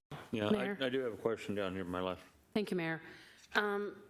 So I know that the cost for the council chambers, probably a big part of that is just gutting it and redoing it. But why couldn't we look at basically, you can either gut your cabinets in your kitchen and everything, or you can reface your cabinets. There's options. Even when you're remodeling, you don't necessarily clear everything out and start from scratch. So I really hesitate to, for number one, the technology in here needs to be improved, because if you're, I don't know, and it's 2023, and you can't, they're trying to call into a meeting. I know a few people have done it. It's difficult to participate in a meeting if for some reason a council member can't be here. So I think that needs to be part of the equation, but actually trying to right size the room and make that sweeping of changes in here, I think adds, in my opinion, quite a bit to the cost, and I don't feel like it's all that necessary, in my opinion. I mean, we could, you know, update this the way this looks for probably a lot less than $2.5 million. And just to Councilmember Molnar, I'm a little confused because this doesn't include the exterior. The exterior is already included in the, right? So that, the exterior is already included. So this building's gonna look like City Hall from the outside. Just the inside would be, but, you know, to spend, you know, I don't know, $2 million to bring this down to 150 seats, I mean, this is a space that the community can also use too. So making it smaller might make it less desirable for the community use for community meetings. So, I mean, and there are, I can remember a few occasions, more than several occasions when I've been here when this room has been full. So I don't know that I'm really in favor of downsizing the ability to accommodate a big crowd because this is the public's business. So I'm not in favor of that. I would like to take a look at a run at what would it look to make the building, the tones and all of that match what's going to be inside City Hall, but not to gut it and completely start over. Thank you, Mayor. Okay, I don't have page numbers, so I guess going back to B, opportunity scope, the first page, the one that says 82.7, is there a consensus on that? No, we've already done that, Mayor. So really, we're on to the Okay, final. all right, okay, the next one. The one that doesn't have a price, but they're separate. And that puts it up to just under 90 million. Is there a consensus on that? No. Nope. Mayor, No. I would ask that, I'm willing to accept this, but I would also like the option of considering moving City Hall into the main building and at least look at the numbers and see what it comes up with. So I would ask that council at least give consensus to at least consider that. No. Okay, so let's finish up the question I have on this one. Mayor? Hold on. Yeah, but Okay. I want the other too. No, I understand. Okay. Okay, so we do have a consensus on that. Jeez. We're going to take your question. Go ahead. Regarding this, reaching a consensus here, I want to be clear that I do support updating the technology. It's not been too bad, but even the short microphones or whatever that make it so hard to speak are a bigger issue. So we could spend some more. We could spend some on that. I don't feel that the chamber needs to be changed in size. I like the size of it. I think we ought to look at other ways that the community could use it more often and things like that, and a facility size would be good for that. We have employee meetings in here, you know, and presentations where it fills as well. Right-sizing the executive session room. I mean, if you could, you know, find 4 feet across the back here and easily put it in there, it wouldn't hurt. But if we need a bigger room, there's plenty of rooms downstairs we could simply move E-session to. And it shouldn't be too difficult to get from there to here. So I'm largely not in favor of this $2.5 million for the council chambers, but I would be willing to keep the technology, then also maybe upgrade the fabrics and things like that to make things more cohesive, and maybe consider if we could not redo this whole dais here in a way that made the space more usable. I mean, this is a big feature in here, and it consumes a lot of space, changes in elevation, that sort of thing. It makes it hard to have a live performance or something like that. But if there were some creative ideas put into the dais itself, it might, in fact, lend more to having a small stage area in the front that wasn't blocked from the wings, or, you know, those sorts of things, to where we could do live music in here as the vice mayor suggested, or our small-scale theater and different things like that. Make it more useful to us. That's what I had to say, Mayor. Thank you. Okay. So, Mayor, based on the comments we're hearing, I mean, it sounds like there may be a consensus to go forward. We didn't want to expend time on an element like the council chambers without the council providing direction. But I think what we could do is this, we'll meet with the team, is within that budget, we think a full-blown chamber, $2.5 million. I think what we would do, Councilmember Turner, is come back with a variety of options. So maybe not the full mill deal, but we can show maybe just doing a technology upgrade or doing other things. That number, the vision, I questioned the amount of money when it first came forward. What of course, I love great designers. They see things differently, but one of the things they did is we do know that the executive session room, which is really an important room, is really undersized for the number of people that we typically would have in it. So it allowed you to kind of right-size that, but it also created a community space that could have its own outside exit, and you would be able to see over the amphitheater from inside the building. So a lot of they kind of talked about was connectivity, making the public feel like they were part of the official business that's going on. But my point being, though, I think we could come back with a variety of options that are scaled down, and then we can come back, bring that to the council, and again, we wouldn't move forward with full design until the council's had an opportunity to kind of weigh in. And I would suggest the same thing for the garage skin. We don't have to be all or nothing. If the council is comfortable, what we can do is show you something that doesn't exceed the 2.8, but we should show you a variety of different alternatives, bring those back to the council, and allow you to kind of weigh in and feel like that you pick out the right scale of those works. So it doesn't have to be all or nothing. We certainly can bifurcate this down and kind of show some different elements to this. Mayor. Thank you, Mayor. Yeah, I just wanted to echo some of the comments on the chamber here. Councilmember Turner's correct in his comments, but it's also used for employee events, so shrinking the size doesn't really need to be something we do. I think we do rather a renovation, refresh than we do a remodel, and that's what we're talking about here, so I support that. We do need technology. We need to modernize the area, but we don't need to do a complete remodel. We do need some flooring and stuff like that. I do want to make a point here because, and I think the answer is no, but I think we have to just clarify and remove this from the presentation. There's no page, so B, opportunity to scope, 82.7 million. It says chillers and pumps, 5.7 million. We don't have a chiller here, so you guys didn't put in cost for a chiller when we don't have a chiller. Oh, sorry. Cooling tower. Mayor, Council, cooling tower. Okay, can we just take chiller out? Because the council's not, I don't know if they're aware now, but we do not have a chiller here. We have an air handler with the cooling tower that provides the cold water. It's just take chiller out. We don't have chillers here. And those costs are not absorbed in there for a chiller. Is that correct? That is correct. Okay, sir. Thank you very much. Thank you, Mayor. the word there. Thank you. Okay. C. C, here we are. This is the last slide I have. Aspiration and scope, and again, so now we're in letter C. We had A and B and C, and you'll see the difference here because we see this as things that are related to the project but aren't part of the core project. And as we were doing the work and looking at different things earlier, some of the things we started to look at is what happens if the amphitheater moves, instead of being between council and city hall, that it moves over here. Your amphitheater starts on the corner here and goes towards the library.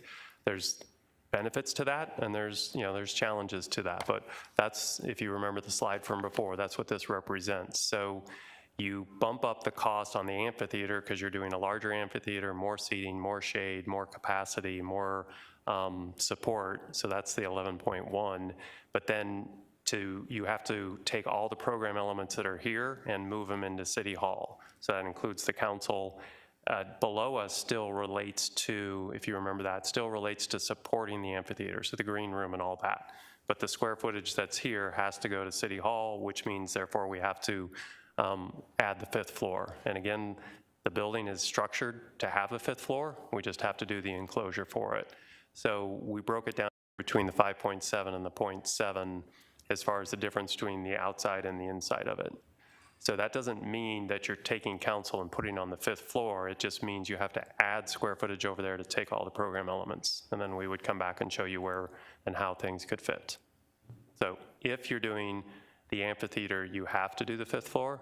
If you want to do the 5th floor, you don't have to do the amphitheater. That's why it's listed this way. Hopefully that makes sense. Questions? I know there won't be any support on this, but I think we have an opportunity to at least expand to level 5, do a level 5. This is going to hold us for the next 40, 50 years, and you know that there will be an increase in the number of employees over the next 50 years, and it would be nice to know that we had the foresight to go ahead and provide that flexibility for a 5th floor in the future when it's needed. As y'all have said, we can do it later, but it'll cost us a heck of a lot more whenever they decide to do it later on in the future. So I think as long as we're in for a penny, we're in for a pound, and we should do the right thing and think about the future and future expansion. Thank you. Mayor? Go ahead.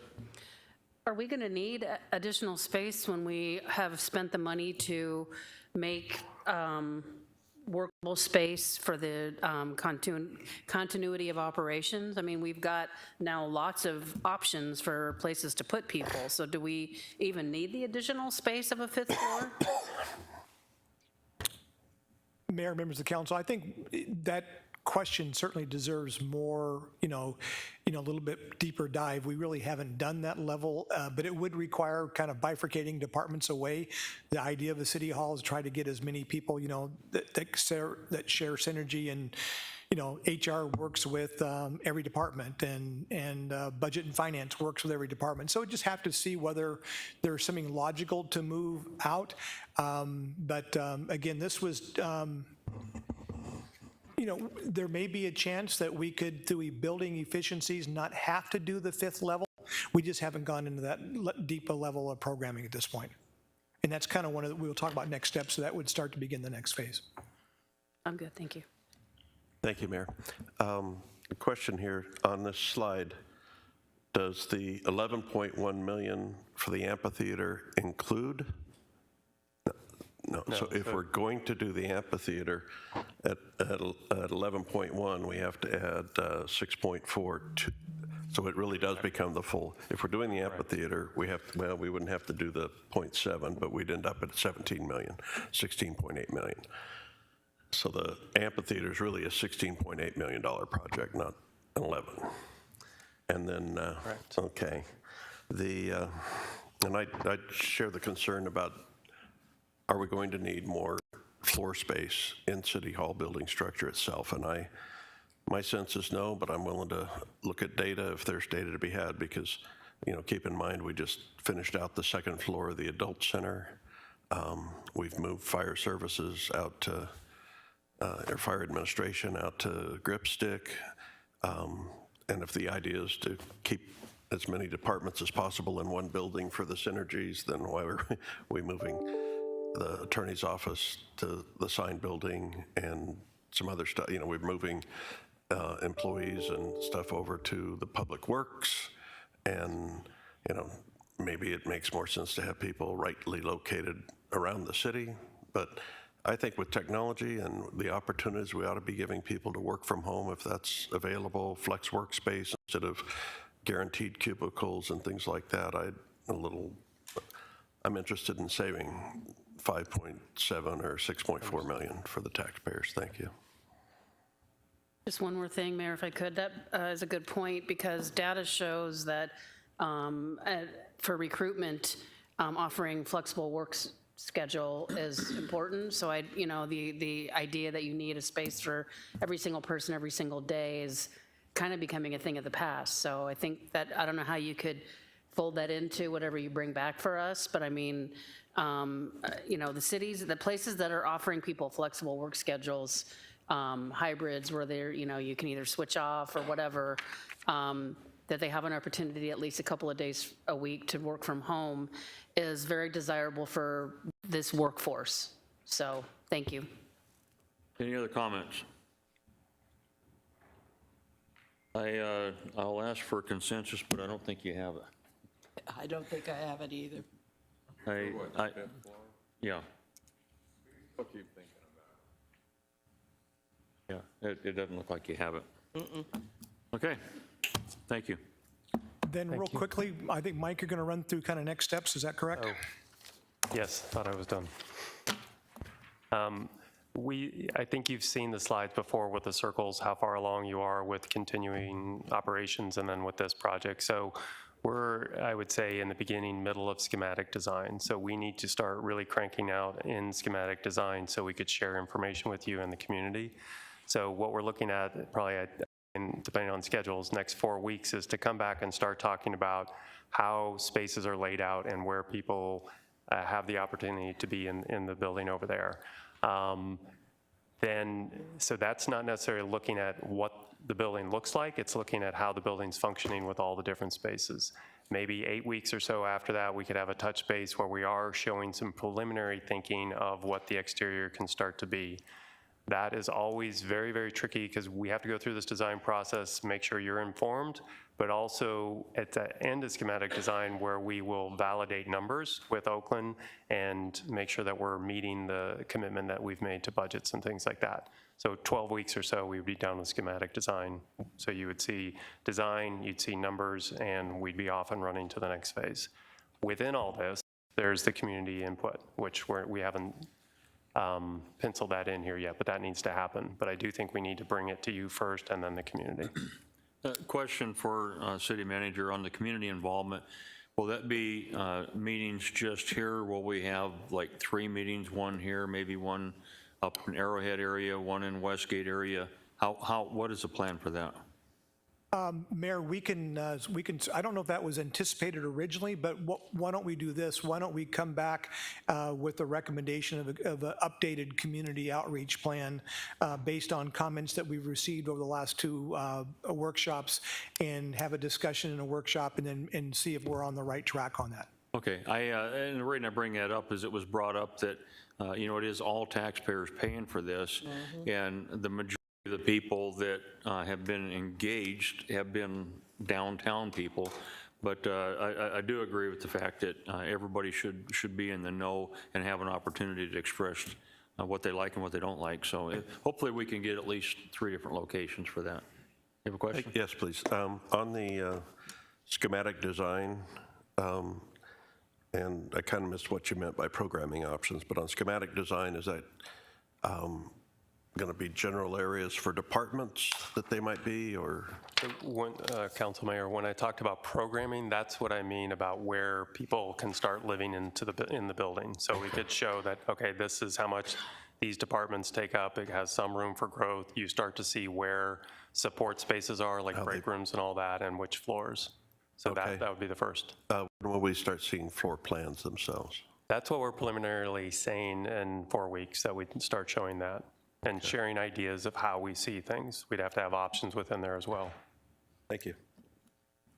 All right, is that it? Thank you.